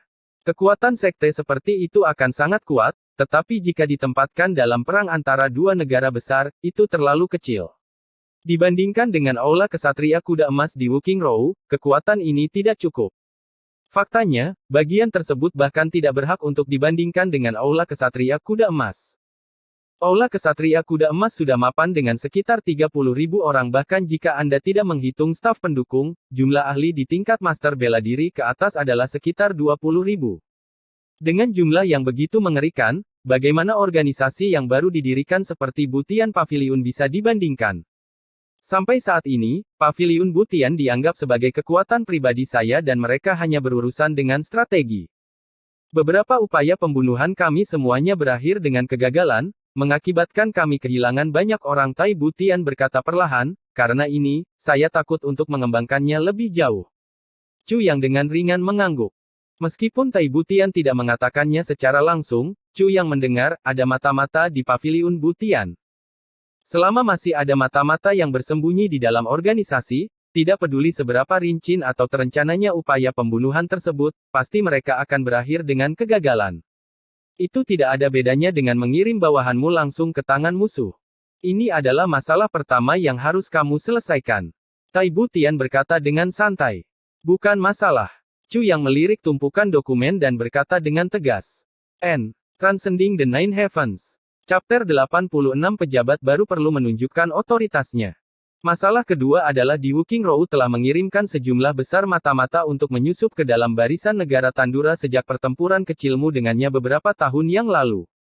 Oleh karena itu, kemungkinan besar banyak dari mereka saat ini adalah pejabat tinggi di negara ini. Baik organisasi sipil dan militer Tandura. Tai Butian tersenyum dan menjawab, Senior Chu, Anda pernah berkata, Jika Anda ingin melenyapkan invasi asing, Anda harus terlebih dahulu menangani pengamanan internal. Setelah Anda berhasil menyelesaikan tugas Anda dalam membersihkan mata-mata di dalam paviliun Butian, tugas kedua akan diberikan kepadamu juga. Tugas terakhirmu adalah bertarung dengan dua kekuatan luar. Namun, stabilisasi negara Tandura adalah prioritas utamamu. Tidak masalah jika kamu harus melenyapkan banyak orang. Demi menjaga stabilitas Tandura, kamu boleh membunuh semua orang di sini jika perlu. Tai Butian tersenyum, namun, ada beberapa orang yang kematiannya akan berakibat buruk, dan mungkin menyebabkan kekacauan besar. Chu Yang tersenyum misterius. Dia mengerti arti di balik kata-kata Tai Butian. Apa yang dia maksudkan adalah jika dia bahkan tidak dapat menyelesaikan tugas pertama, dia harus pergi begitu saja tanpa berpikir untuk mencoba tugas kedua atau ketiga. Ketika pangeran merujuk pada stabilisasi, itu bukanlah sesuatu yang dia katakan secara mendadak, tetapi itu adalah sesuatu yang paling dibutuhkan oleh Tandura saat ini. Dalam situasi saat ini, stabilitas jauh lebih penting bagi Tandura daripada perkembangan kekuatan yang pesat. Ini juga merupakan masalah terbesar Tai Butian yang telah dia hadapi sejak lama. Senior Chu, paviliun Butian akan bergantung padamu mulai sekarang. Saat Tai Butian keluar dari pintu, dia menoleh ke belakang dan tersenyum. Paviliun Butian, haha. Yang mulia ingin saya menambal langit mulai sekarang. Chu Yang tertawa. Karena Senior Chu dengan tulus ingin berkolaborasi, maka kamu harus membuktikan bahwa kamu mampu. Pada akhirnya, senjata ilahi hanyalah aksesoris. Tidak peduli seberapa sering kamu memamerkannya, itu hanya akan menjadi omong kosong belaka. Tai Butian tersenyum, Butian Paviliun adalah ujianmu. Meskipun Paviliun Butian sudah ada selama sekitar 3 tahun, namun belum cukup berkembang. Senyumnya menyembunyikan banyak niat tersembunyi yang berbeda yang membuat Chu Yang berpikir keras saat Tai Butian melenggang keluar. Dari saat mereka masuk ke dalam gedung, Tai Butian hanya memperkenalkan Chu Yang dan tidak mengatakan apapun untuk membantunya berasimilasi dengan Paviliun Butian. Dia melakukannya agar Chu Yang harus menggunakan kemampuan dan kemampuannya sendiri untuk membangun kepemimpinannya di Paviliun Butian, menghapus mata-mata dan mendapatkan kendali penuh atas itu. Setelah dia menyelesaikan ini, tugas pertama akan dianggap selesai dan dapat memajukan kolaborasinya dengan Tai Butian. Chu Yang tidak punya pekerjaan lain selain statusnya sebagai prajurit bela diri. Jika dia ingin menguasai seluruh Paviliun Butian, dia membutuhkan setidaknya kekuatan seorang master bela diri. Selain itu, ia juga perlu membangun kepemimpinan dan otoritasnya serta membuat mereka menghormatinya. Ini hampir mustahil untuk dicapai. Namun, Chu Yang tidak dapat memutar balik waktu. Dia sekarang ada di sini. Dia menginginkan rasa hormat, perhatian, dan menciptakan status penting bagi dirinya sendiri. Tai Butian telah memberinya semua itu dan rencana awalnya berhasil. Terlebih lagi, ketika dia meminta untuk diberi kendali atas hal yang dianggap paling penting bagi Tai Butian, Paviliun Butian, Tai Butian telah memberinya itu. Meskipun Tai Butian sedikit feminin dalam tindakannya di mata Chu Yang, dia telah memberikan semua yang dia minta tanpa keberatan. Chu Yang telah berhasil mencapai semua yang dia inginkan untuk langkah pertamanya di Tandura. Sekarang saatnya dia menunjukkan kemampuannya. Jika dia tidak mampu mendapatkan rasa hormat dari orang-orang di Paviliun Butian, itu akan membuktikan bahwa dia tidak layak mendapatkan kepercayaan Tai Butian dan dia tidak mampu seperti yang dipikirkan Tai Butian.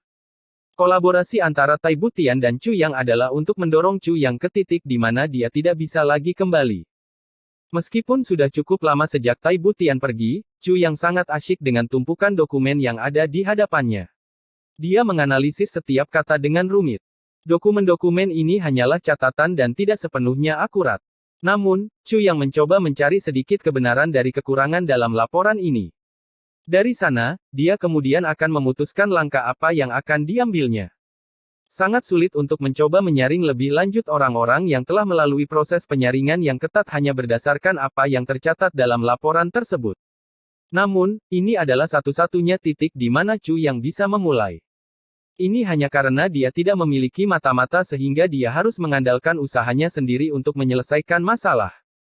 Chu Yang percaya bahwa organisasi manapun memiliki celah kecil yang dapat dieksploitasi oleh orang lain. Dalam rencana di Wuking Row, tempat Tai Butian ini pasti memiliki beberapa kekurangan. Tidaklah dianggap skeptis untuk mengatakan bahwa staf yang bertanggung jawab atas proses penyaringan Paviliun Butian bahkan mungkin tidak setia kepada Tai Butian. Chu yang menggunakan sisa sore itu untuk memeriksa semua file 87 orang di Paviliun Butian dengan hati-hati. Dalam jangka waktu singkat ini, dia berhasil menghafal semua yang tercatat tentang mereka. Ketika dia menutup matanya, dia memvisualisasikan 87 file individu dan menelusuri pikirannya dan tidak ada satu detail pun yang tertinggal. Chu yang lalu keluar. Menteri. Melihat Chu yang keluar, praktisi pedang terhormat Ichi Sol Cheng Ziang berdiri terlebih dahulu, dan orang-orang di belakangnya mengikuti. Sejak Chu yang tiba, ada penambahan 7 orang lagi. Sekarang ada total 12 orang dari Butian Paviliun di ruangan itu. Orang-orang ini memandang Chu yang dengan permusuhan dan ketidakpercayaan, tetapi masih menyambutnya dengan hormat ketika dia duduk di kursi utama. Kebanyakan dari mereka sinis tentang apakah Chu yang mampu memimpin Paviliun Butian atau tidak. Resmi Cheng, kita sekarang berada di organisasi yang sama, tidak perlu berdiri di atas upacara. Kata Chu yang dengan santai, yang membuat mulut praktisi pedang terhormat Jiwa Es berkedut beberapa kali. Apakah kamu bertingkah seperti atasanku? Tidak perlu berdiri di upacara. Selain itu, dalam pernyataan ini, Chu yang menggunakan Cheng resmi dan bukan Cheng senior. Dia melakukan ini dengan sengaja untuk menunjukkan bahwa dia menggunakan aturan istana kerajaan, bukan aturan Jianghu. Meskipun dia satu peringkat lebih tinggi, itu sudah cukup untuk menghancurkan orang-orang di bawahnya. Kalimat pertama Chu yang memberi tahu Cheng Ziang bahwa meskipun dia adalah praktisi pedang terhormat, ini adalah istana kerajaan, di bawah komando pangeran bahkan jika atasannya lebih lemah darinya dalam hal kecakapan bela diri, dia masih memiliki peringkat yang lebih tinggi dan dia masih harus mematuhinya. Dalam pikiran Chu Yang, dia sedikit meremehkan ahli tingkat terhormat ini. Sejak zaman kuno, ada banyak ahli tingkat terhormat yang memerintah Jianghu, namun tidak banyak yang mendambakan kekayaan dan status duniawi. Jika mereka telah meninggalkan tempat mereka di Jianghu dan bekerja di istana kerajaan, maka mereka dianggap tidak lebih dari pejabat istana. Begitu Anda melepaskan identitas itu, Anda merendahkan diri sendiri. Anda tidak akan pernah benar-benar menjadi ahli tingkat terhormat lagi meskipun kamu mungkin masih mempertahankan gelar itu, tapi jika kamu berhadapan langsung dengan ahli tingkat terhormat dari Jianghu. Cheng Ziang, kamu tidak punya setengah peluang untuk menang. Pejabat Cheng, tolong beritahu semua orang dari Paviliun Butian yang saat ini berada di Benteng Awan Besi bahwa akan ada pertemuan besok pagi. Chu yang berkata dengan santai, saya seorang pejabat yang baru dilantik dan saya ingin menunjukkan otoritas saya sedikit. Ini cukup standar. Saya harap pejabat Cheng akan dengan sepenuh hati membantu saya dalam masalah ini. Cheng Ziang tercengang. Ajun menteri baru ini terlalu berterus terang bahkan jika dia ingin memamerkan otoritasnya, apakah dia harus mengatakannya secara langsung seperti itu? Ketika Chu yang kembali ke paviliun persenjataan surgawi malam itu dia mendengar suara angin bertiup dari halaman belakang. Itu dari Gu Duxing yang sedang berlatih seni pedangnya. Chu yang berdiri di tangga dan menyaksikan latihan Gu Duxing, tapi di dalam, dia berpikir keras. Haruskah aku membawa Gu Duxing keluar bersamaku? Kekuatan bertarungnya di Benteng Tandura adalah seorang ahli. Memiliki dia bersamaku akan sangat membantuku dalam menyelesaikan masalah apapun yang mungkin aku hadapi. Lagi pula, saat ini aku hanya seorang prajurit bela diri kelas 4. Melihat pedang yang berkedip di halaman belakang, Chu yang akhirnya menggelengkan kepalanya. Lebih baik Gu Duxing tidak menunjukkan dirinya. Bagaimanapun, Paviliun Butian adalah Paviliun Butian, dan kekuatan Gu Duxing adalah jaminan bagi dua saudara bela diri di Benteng Awan Besi. Akan jauh lebih bermanfaat untuk menyembunyikan kartu truf, apapun situasinya, daripada menunjukkannya kepada semua orang. Kakak Chu, kamu kembali. Gu Duxing selesai dengan latihan pedangnya. Pakaiannya basah kuyup dan wajahnya pucat. Dia telah berlatih dengan sungguh-sungguh dan menghabiskan banyak energi. Sepertinya dia sudah mulai memahami teknik pedang berserker yang terhormat. Gu Duxing sangat penasaran dengan Chu Yang. Meskipun Chu Yang jauh lebih muda darinya, setiap kali dia berbicara dengan Chu Yang, Gu Duxing merasa dia jauh lebih dewasa. Meskipun Gu Duxing yakin bahwa Chu Yang lebih muda darinya, Chu Yang tidak pernah mengungkit masalah usia. Ini memberinya sakit kepala yang berdenyut-denyut tentang bagaimana dia seharusnya menangani Chu Yang. Haruskah kamu terus memanggilku kakak Gu? Haruskah aku terus memanggilmu kakak Chu? Tentu saja, Chu Yang tidak akan pernah membicarakan usia dengan Gu Duxing. Jika itu didasarkan pada usia, bukankah dia yang berperingkat lebih rendah? Dia pasti tidak akan sebodoh itu dengan sengaja menempatkan dirinya dalam posisi yang dirugikan. Selain itu, Gu Duxing tidak bisa merasakan tingkat kultivasi Chu Yang. Apakah pemuda ini seorang master bela diri atau seniman bela diri yang terhormat? Gu Duxing tidak berani menebak lebih rendah dari itu dan imajinasinya terus mengembara. Jika Gu Duxing mengetahui bahwa Chu Yang saat ini hanyalah seorang prajurit bela diri, dia mungkin akan langsung pingsan. Transcending the Nine Heavens. Chapter 87. Masa depan kita tidak ada di sini. Kakak Gu, paviliun senjata surgawi kita akan segera berpindah lokasi. Chu Yang berkata dengan santai, ini akan dipindahkan ke Emerald Flow Lake. Sesuai kesepakatan antara saya dan Tai Butian, saya juga akan menjadi menteri paviliun Butian. Jawab Gu Duxing sambil menyeka keringat dari wajahnya. Jelas, dia tidak tertarik pada paviliun Butian. Kakak Gu, aku punya ide. Chu Yang berkata kepada Gu Duxing saat mereka berjalan berdampingan, dalam situasi kita saat ini, kita perlu memiliki kekuatan kita sendiri untuk mencapai tujuan kita. Terlebih lagi, karena paviliun persenjataan surgawi hanya memiliki aku dan kamu, kita adalah seorang sedikit kekurangan tenaga kerja. Mata Gu Duxing berbinar, maksudmu? Terlepas dari apakah itu untuk melindungi diri kita sendiri atau untuk menyelesaikan pekerjaan di dunia yang bermasalah ini, kita akan memerlukan tim elit yang siap membantu kita. Terlebih lagi, tiga langit tengah yang kita tuju jauh lebih merepotkan dibandingkan dengan tiga langit bawah ini bahkan lebih kacau dan satu-satunya aturan yang ada adalah bahwa yang kuat akan menguasai yang lemah. Untuk menyelamatkan Gu Miaoling, kita pasti membutuhkan kekuatan. Chu Yang kemudian melanjutkan, ada hal-hal yang tidak perlu dikatakan. Klan Gu memiliki penerusnya sendiri dan Anda diadopsi. Dengan mengingat hal ini, bahkan di puncak tingkat Kaisar Pedang, Anda menyelamatkan Gu Miaoling akan menjadi tergantung pada arah mana klan Gu memutuskan untuk menangani masalah ini. Namun, klan keluarga manapun akan memprioritaskan kelangsungan hidupnya sendiri di atas kehidupan seseorang. Wajah Gu Duxing menjadi gelap. Semua yang dikatakan Chu Yang adalah kebenaran.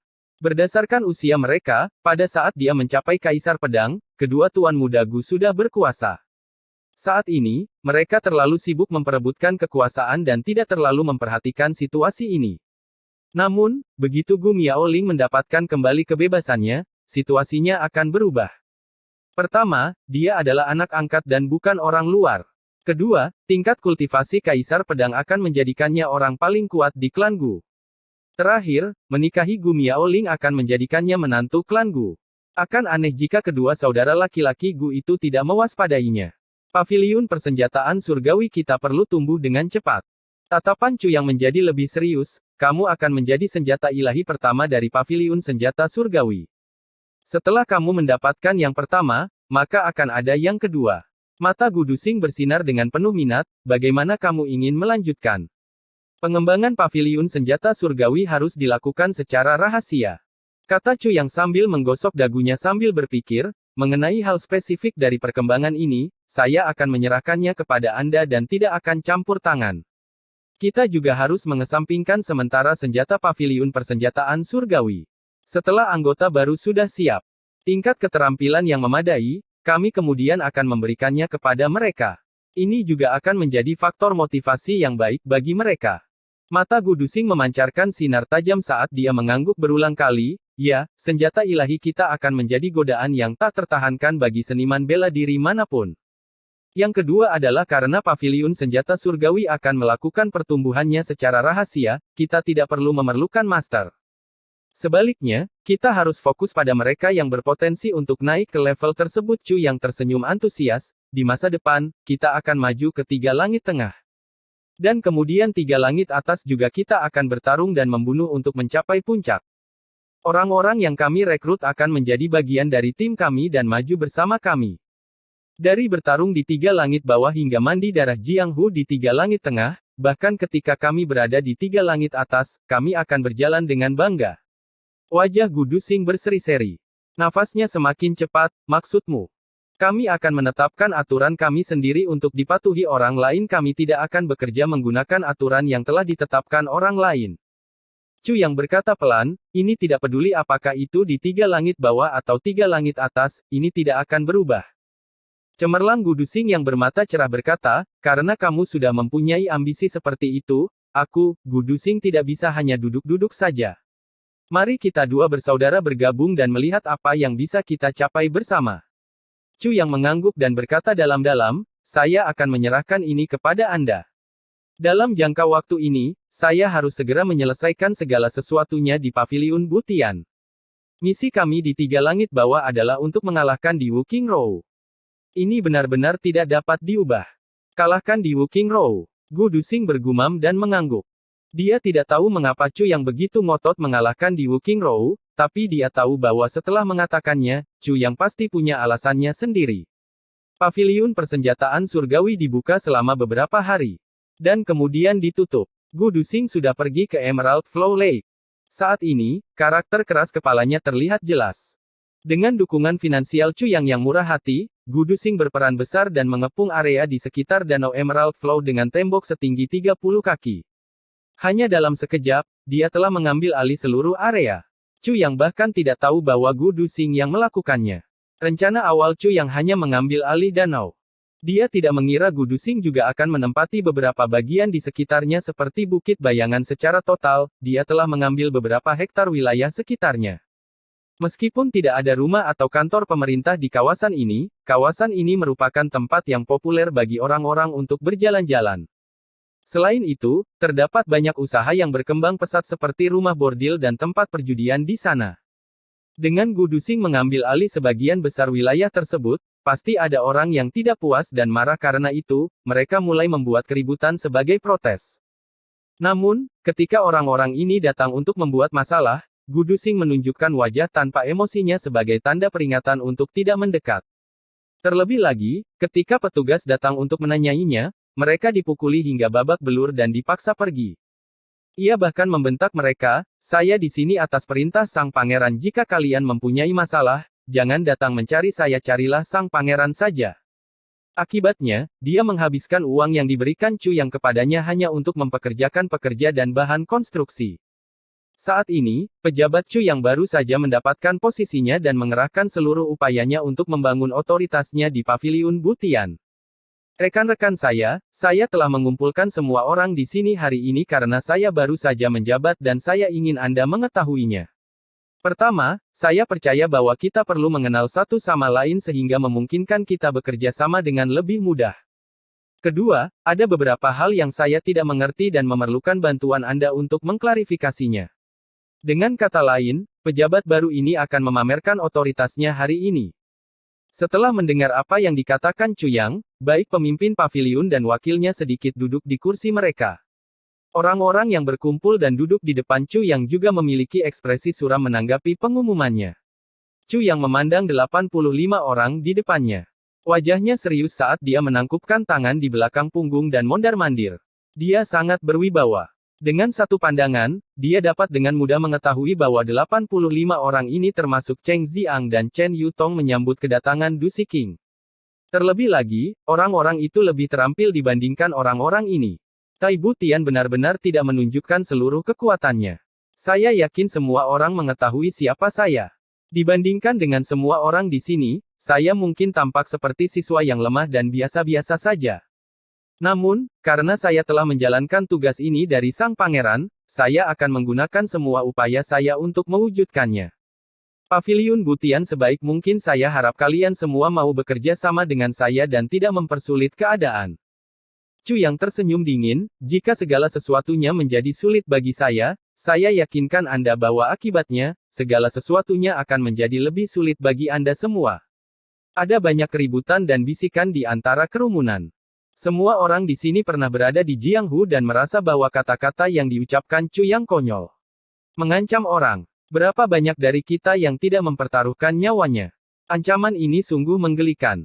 Seorang siswa ingin mengendalikan Butian Paviliun. Cheng Ziang dan Chen Yutong saling berpandangan. Keduanya tidak tahu harus tertawa atau menangis. Setiap pejabat yang baru dilantik cenderung sedikit memamerkan kewibawaannya di awal.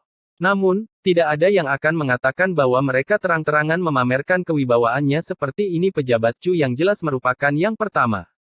Ini bukan Jianghu. Ini tidak memerlukan peraturan Jianghu. Meskipun ini bukan kamp militer, namun tetap memerlukan peraturannya sendiri. Terlebih lagi, ini harus lebih ketat daripada kam militer Chu yang melirik sekilas dan tanpa membiarkan siapapun menyela, dia terus menggunakan otoritasnya. Saya akan bertanya kepada Anda sekarang. Apakah ada orang yang memiliki pendapat mengenai metode saya? Jika Anda memilikinya, Anda dapat segera pergi. Saya tidak akan menghentikan Anda. Semua orang tersenyum canggung. Sekali kamu bergabung dengan organisasi rahasia seperti ini, bagaimana kamu bisa keluar? Satu-satunya jalan keluar adalah kematian. Bagus jika tidak ada yang punya pendapat, maka kalian semua sudah mengakui posisiku. Lalu, mulai sekarang, bagi siapapun yang melanggar perintahku, hanya ada satu hukuman. Kematian. N. Transcending the Nine Heavens. Chapter 88 menemukan mata-mata. Terjadi keheningan dan semua orang hanya saling berpandangan. Pejabat besar Chu tampak seolah sedang berbicara pada dirinya sendiri. Saya sekarang akan memanggil beberapa orang. Mereka yang namanya telah disebutkan, silakan maju selangkah.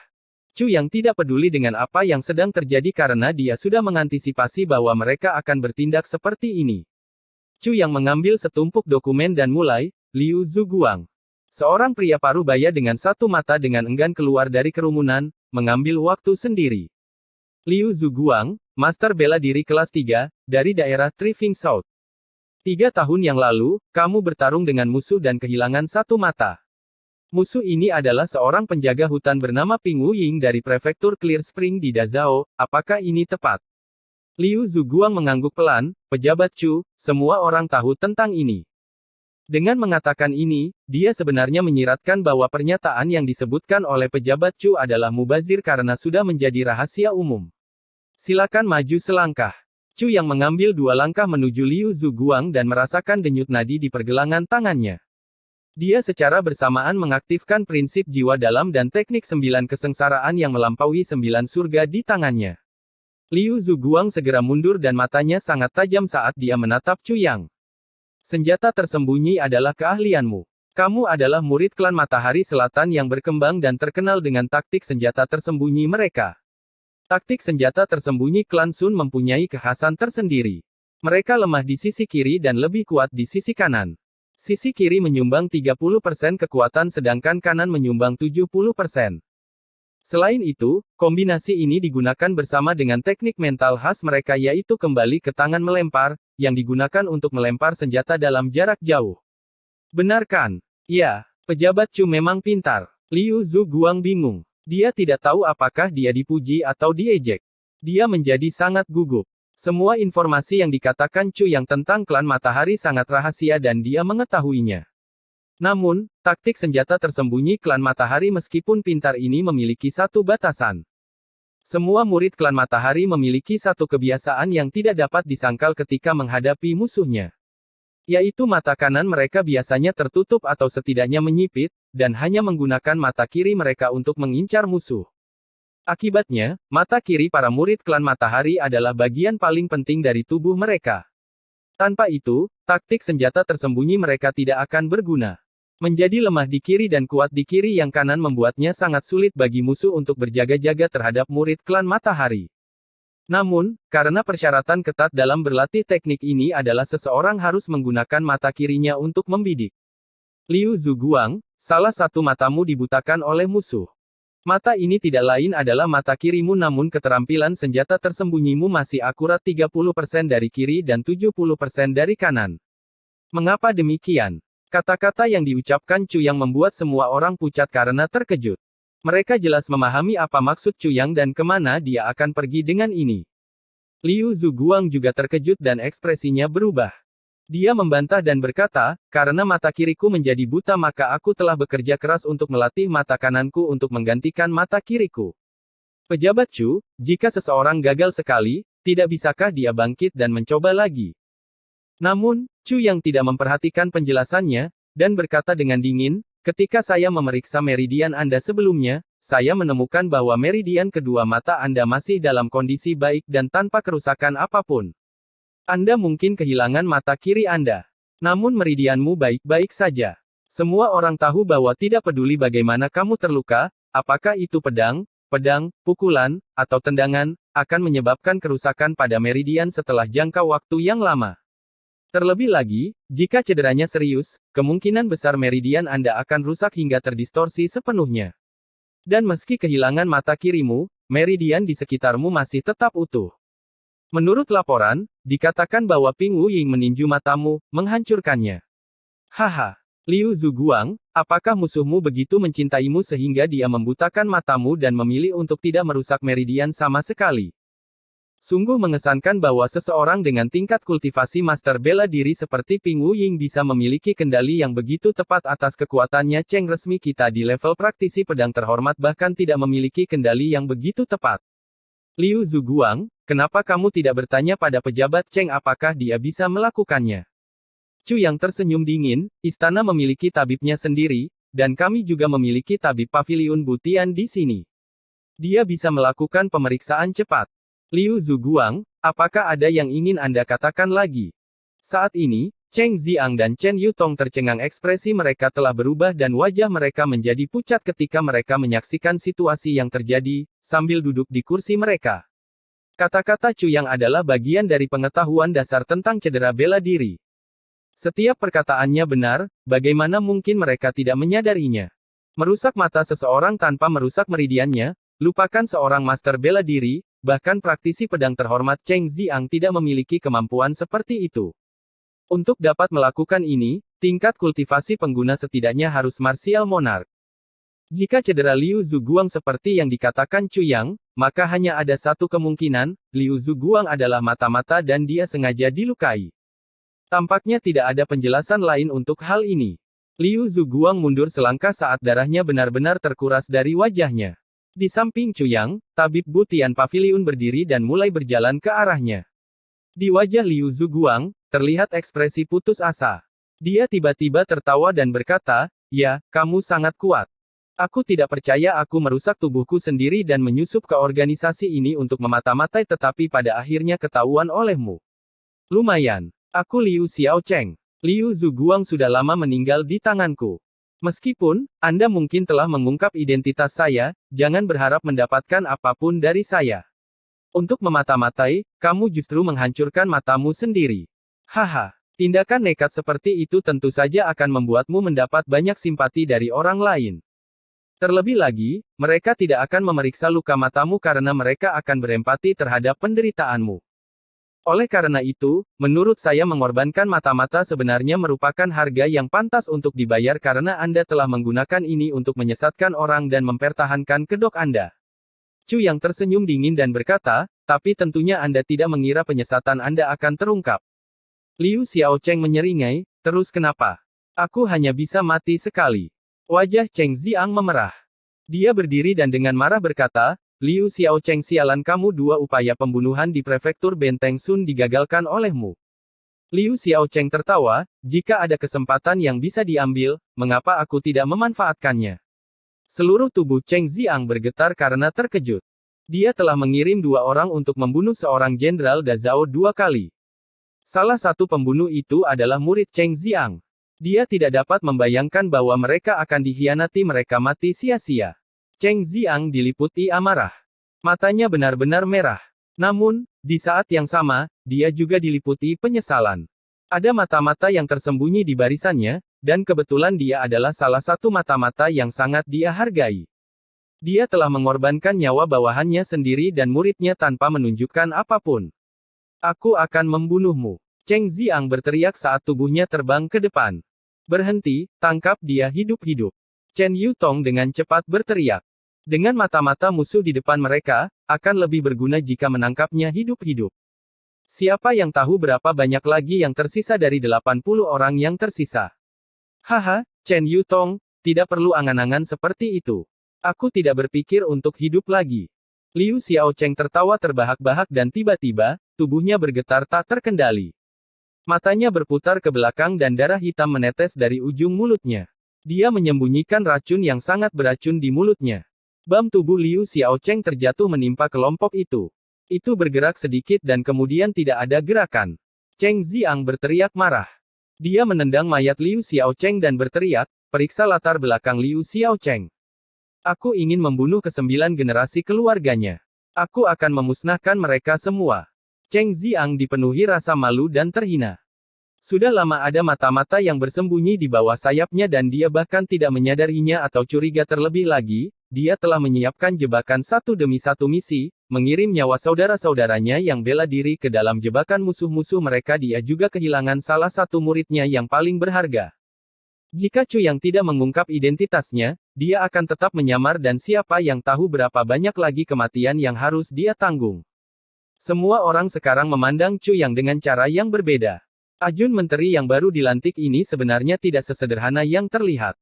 Meski baru mengambil posisi ini selama sehari, dia sudah menangkap mata-mata. Ini sama saja dengan menyelamatkan nyawa mereka. Mungkin saja ada di antara mereka yang mati dalam misi karena ada mata-mata di tengah-tengah mereka. Tunggu, teriak Chu Yang. Perintah apa yang Anda punya, Menteri Chu? Sikap Cheng Ziang terhadap Chu yang telah berubah total pada saat ini. Dia melakukan kelalaian serius dalam menjalankan tugas dan Chu yang telah membantunya memperbaikinya. Meskipun ia adalah seorang pemuda dengan tingkat kultivasi yang rendah, ia memiliki pengamatan yang tajam dan kebijaksanaan yang unggul. Yang lain mau tidak mau menghormatinya. Transcending the Nine Heavens. Chapter 89 Mengekstraksi sutra dari kepompong. Meskipun Cheng Ziang masih merasa tidak nyaman dan frustrasi dengan apa yang baru saja terjadi, dia sedikit tenang. Chu yang mencibir sambil berkata, Lu Xiaocheng mungkin bukan nama aslinya. Prajurit seperti ini akan memilih untuk bunuh diri begitu mereka tertangkap dan identitas mereka terungkap. Tentu saja mereka tidak akan meninggalkan nama mereka sebagai petunjuk bagimu. Untuk memulai penyelidikan terlebih lagi, ini mungkin membawa kita pada sekelompok musuh yang kuat. Kita harus berhati-hati dalam hal ini. Apa yang dikatakan menteri itu benar. Cheng Ziang berkata dengan muram, ketakutan dengan semua yang terjadi. Dia mulai menghormati dan mengagumi menteri muda ini, Chu Yang. Wakil pemimpin paviliun, Chen Yutong juga setuju dengan apa yang disebutkan Chu Yang dan mulai merenung dan berpikir keras. Kita perlu menyelidiki semua yang kita miliki sekarang, kita bisa mendasarkannya pada penampilan, kultivasi atau ciri-ciri khusus tubuhnya. Dari situ semoga kita bisa mengungkap identitas aslinya. Kita tidak bisa mempercayai apapun yang dia katakan. Meskipun kita mungkin ragu kalau Liu Xiaocheng adalah namanya, jika ada yang tahu, orang itu adalah penjaga hutan, Ping Wuying dari prefektur Clear Spring. Orang ini harus ditangkap. Ketika Liu Xiaocheng pertama kali bergabung dengan Paviliun Butian, kami menyelidikinya secara menyeluruh melalui Ping Wuying. Terlebih lagi, Ping Wuying lah yang memverifikasi identitas Liu Xiaocheng. Oleh karena itu, tidak ada keraguan bahwa dia terlibat dalam konspirasi ini. Bahkan meskipun dia mungkin bukan dalang, dia jelas merupakan musuh. Kita tidak bisa membiarkan Ping Wuying dan keluarganya. Ya, Chen Yutong berkata, saya akan segera mengaturnya. Saya akan membawa Ping Wuying untuk diinterogasi. Tidak perlu. Bunuh saja dia dengan cepat dan selesaikan semuanya. Menanyai dia tidak akan memberi kita jawaban apapun. Chu yang berkata dengan tegas, seseorang seperti Ping Wuying tidak akan mengetahui rahasia apapun yang disimpan antara dua negara. Kemungkinan besar mereka akan memutuskan hubungan dengannya pada saat dia berada dalam tahanan kami. Sayangnya, kami tidak melakukannya. Aku tidak mempunyai keuntungan sebesar itu. Setidaknya kita harus mencoba. Mungkin kita bisa menangkap ikan besar. Cheng Ziang bersikeras. Dia berusaha menebus kesalahan besar yang dia buat. Dan Ping Wuying adalah salah satu peluang untuk menebus dirinya sendiri, dia terus bersikeras melakukannya. Aku serahkan padamu. Chu yang berkata dengan santai, ada hubungan lain, klan matahari. Mata-mata ini mengatakan bahwa dia berasal dari mereka. Selain itu, bukti mendukung fakta bahwa dia mungkin mendapat dukungan dari klan matahari. Jadi saya cenderung mengatakan bahwa Sun Clan punya peran dalam semua ini. Chu yang melirik semua orang perlahan sambil berkata dengan ringan, bunuh semua orang dari klan Matahari Selatan yang berkembang.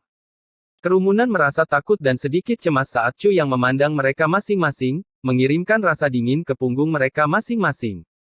Saat Chu yang mengucapkan kata-kata itu, ada niat membunuh yang kuat yang tiba-tiba terpancar darinya, membuat semua orang gemetar ketakutan. Aku harus merepotkan pejabat Cheng dengan ini. Chu yang melihat ke arah Cheng Ziang dan sedikit mengangguk sambil berkata dengan sopan. Meskipun suara Chu yang sopan, ini adalah perintah. Ini adalah tindakan pertama Chu yang setelah penyelidikannya.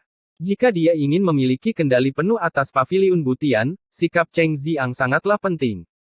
Cheng Ziang merasa bingung dan raut mukanya berubah beberapa kali seolah-olah memutuskan apa yang harus dilakukan, sebelum akhirnya dia menjawab, "Ya, aku akan melaksanakannya."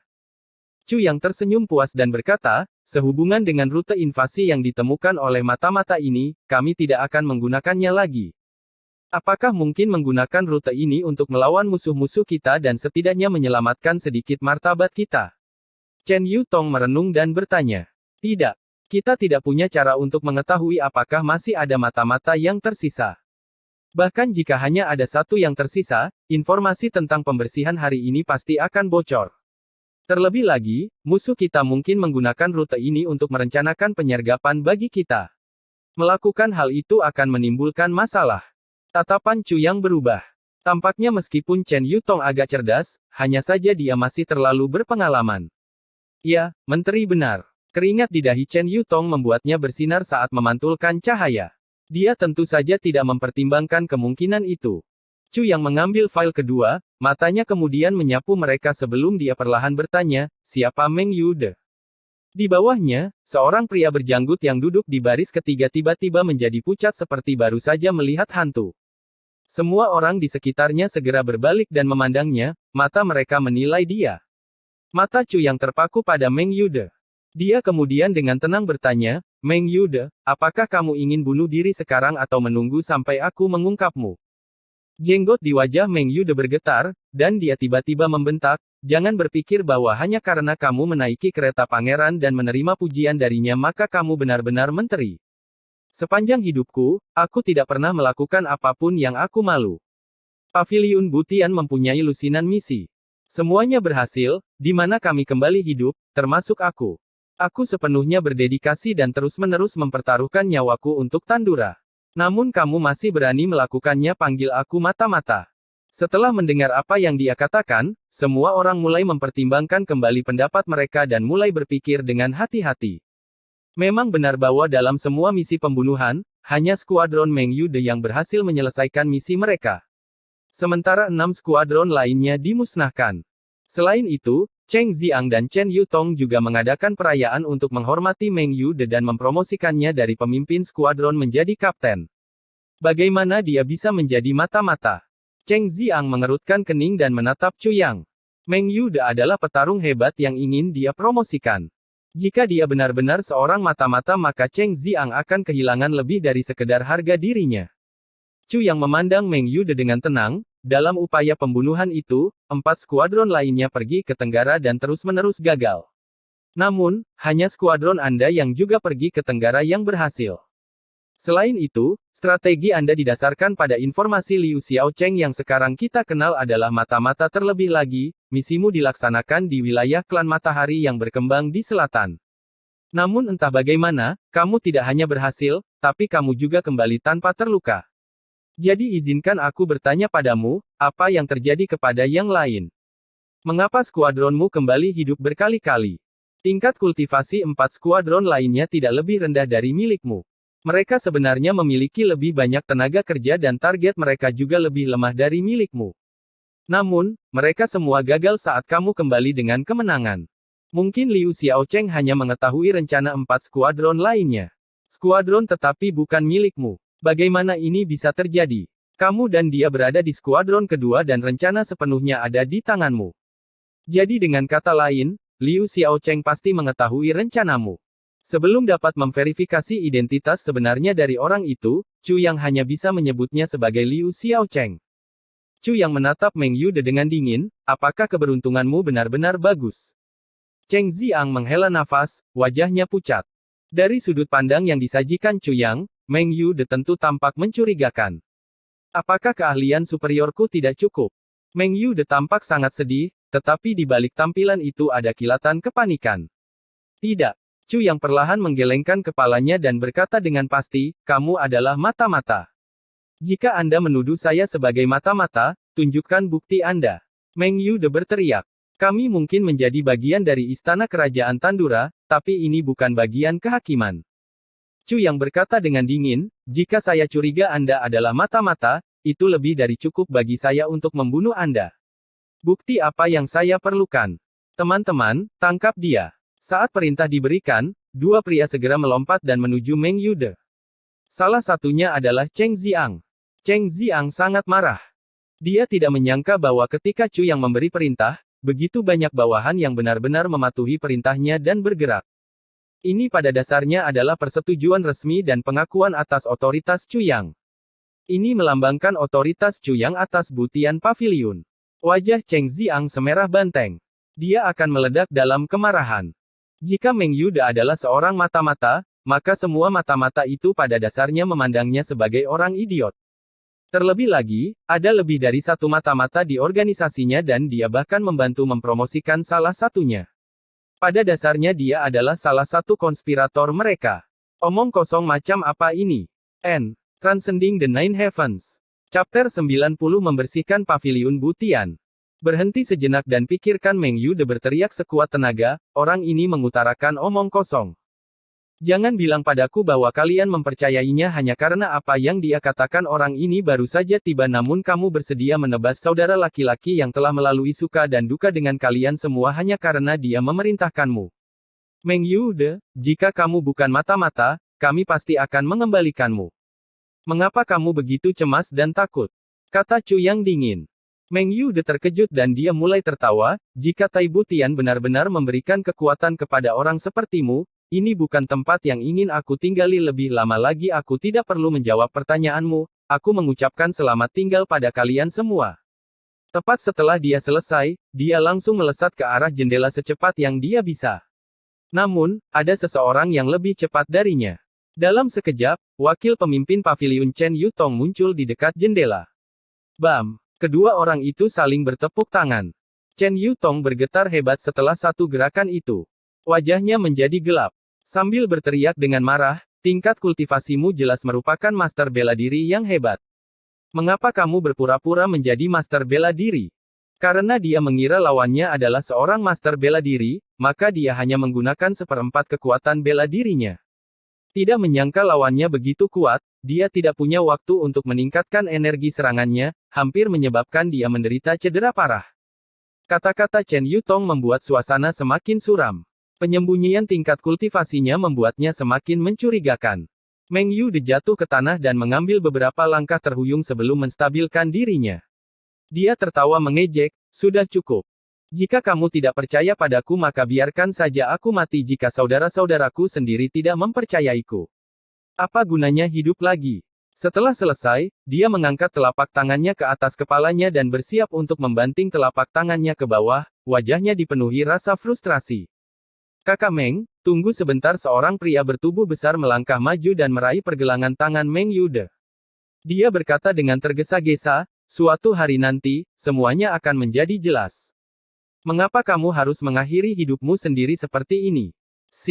Bahkan sebelum pria itu selesai berbicara, Meng Yude tersenyum pintar. Tangan yang sebelumnya mengarah ke kepalanya sendiri kini berbalik dan menggenggam erat pergelangan tangan pria itu. Hampir di saat yang bersamaan, lengan kanannya mencapai pinggangnya dan terjadi kilatan cahaya terang.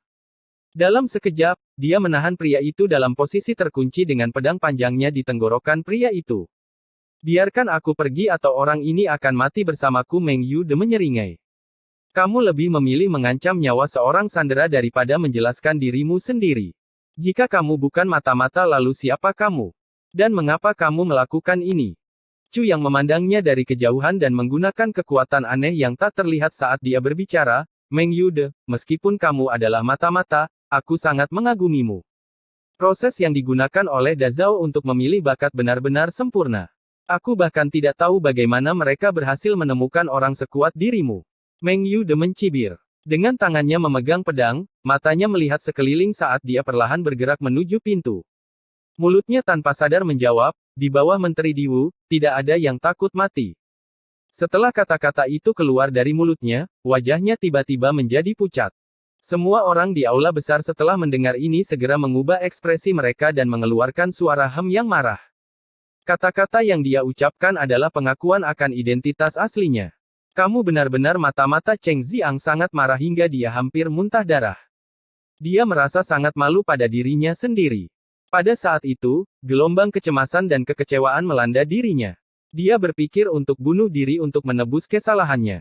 Chen Yutong memandang Chu Yang dengan heran. Meng Yude ini memiliki pikiran yang sangat kuat. Bahkan dalam menghadapi musuh-musuhnya, ia tetap tabah dan berani, menolak untuk menyerah. Orang seperti dirinya biasanya bungkam. Namun, pertanyaannya adalah mengapa dia mengungkapkan identitasnya setelah beberapa kata dari Chu Yang. Wajah Chu Yang acuh tak acuh, tapi di dalam, dia mencibir.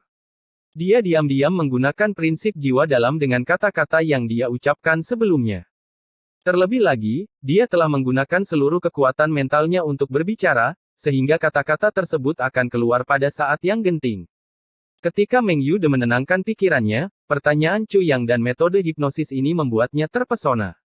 Meng Yude terlalu sibuk melihat sekelilingnya untuk mencari gerakan tiba-tiba sehingga tidak menyadari serangan mental Chu Yang dan menjawab pertanyaannya tanpa banyak berpikir.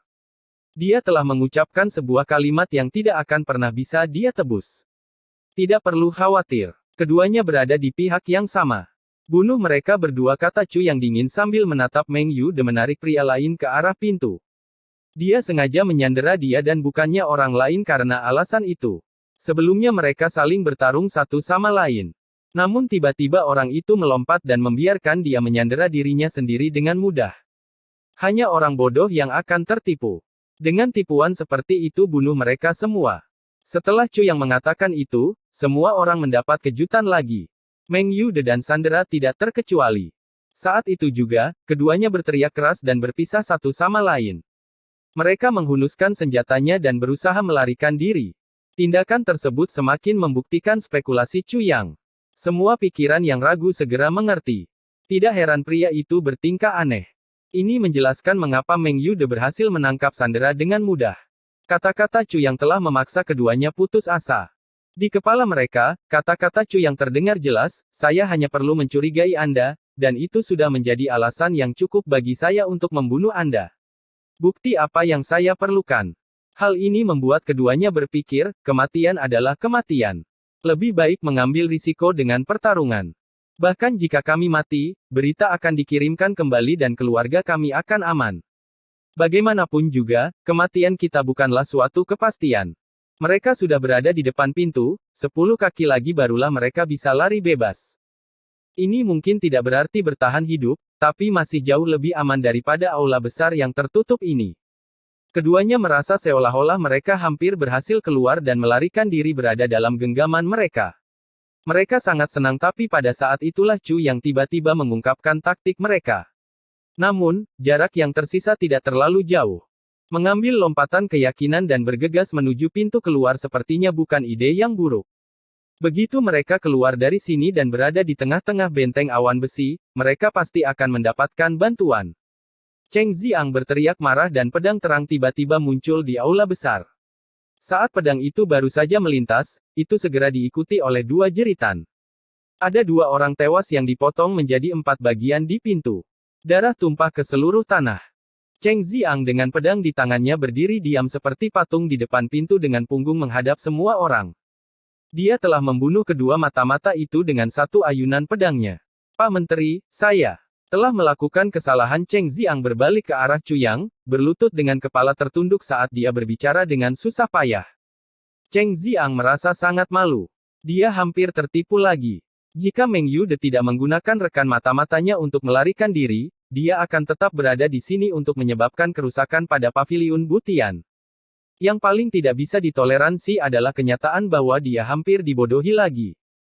Jika Chu Yang tidak ada di sini, maka pasti akan percaya apa yang dilihatnya. Ada begitu banyak mata-mata di barisanku. Saya masih seorang idiot yang naif.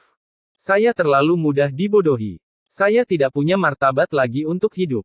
Bagaimana saya bisa mengambil tanggung jawab sebagai penguasa paviliun Butian? Jangan terburu-buru mengaku. Ini belum berakhir. Chu Yang memelototinya dengan dingin, lalu melihat dokumen di tangannya dan secara acak mengeluarkan satu file.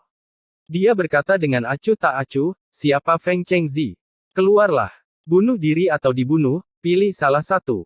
Setelah pembersihan ini, Cheng Ziang dan Chen Yutong ingin merangkak ke dalam lubang dan mati. Dalam kelompok 87, Chu Yang berhasil mengeluarkan 9 mata-mata dan dia hampir tidak menghabiskan waktu di paviliun Butian. Dari masing-masing kasus, dia punya bukti. Jika dia tidak memiliki bukti nyata, maka Chu yang akan menggunakan semacam metode psikologis untuk mengungkapnya. Namun, mata-mata yang paling luar biasa adalah nomor 9. Chu yang bahkan belum memanggil namanya. Dia hanya mengalihkan pandangannya sedikit ke arah pria itu, dan dia segera melihat sekeliling dan melangkah keluar dari kerumunan.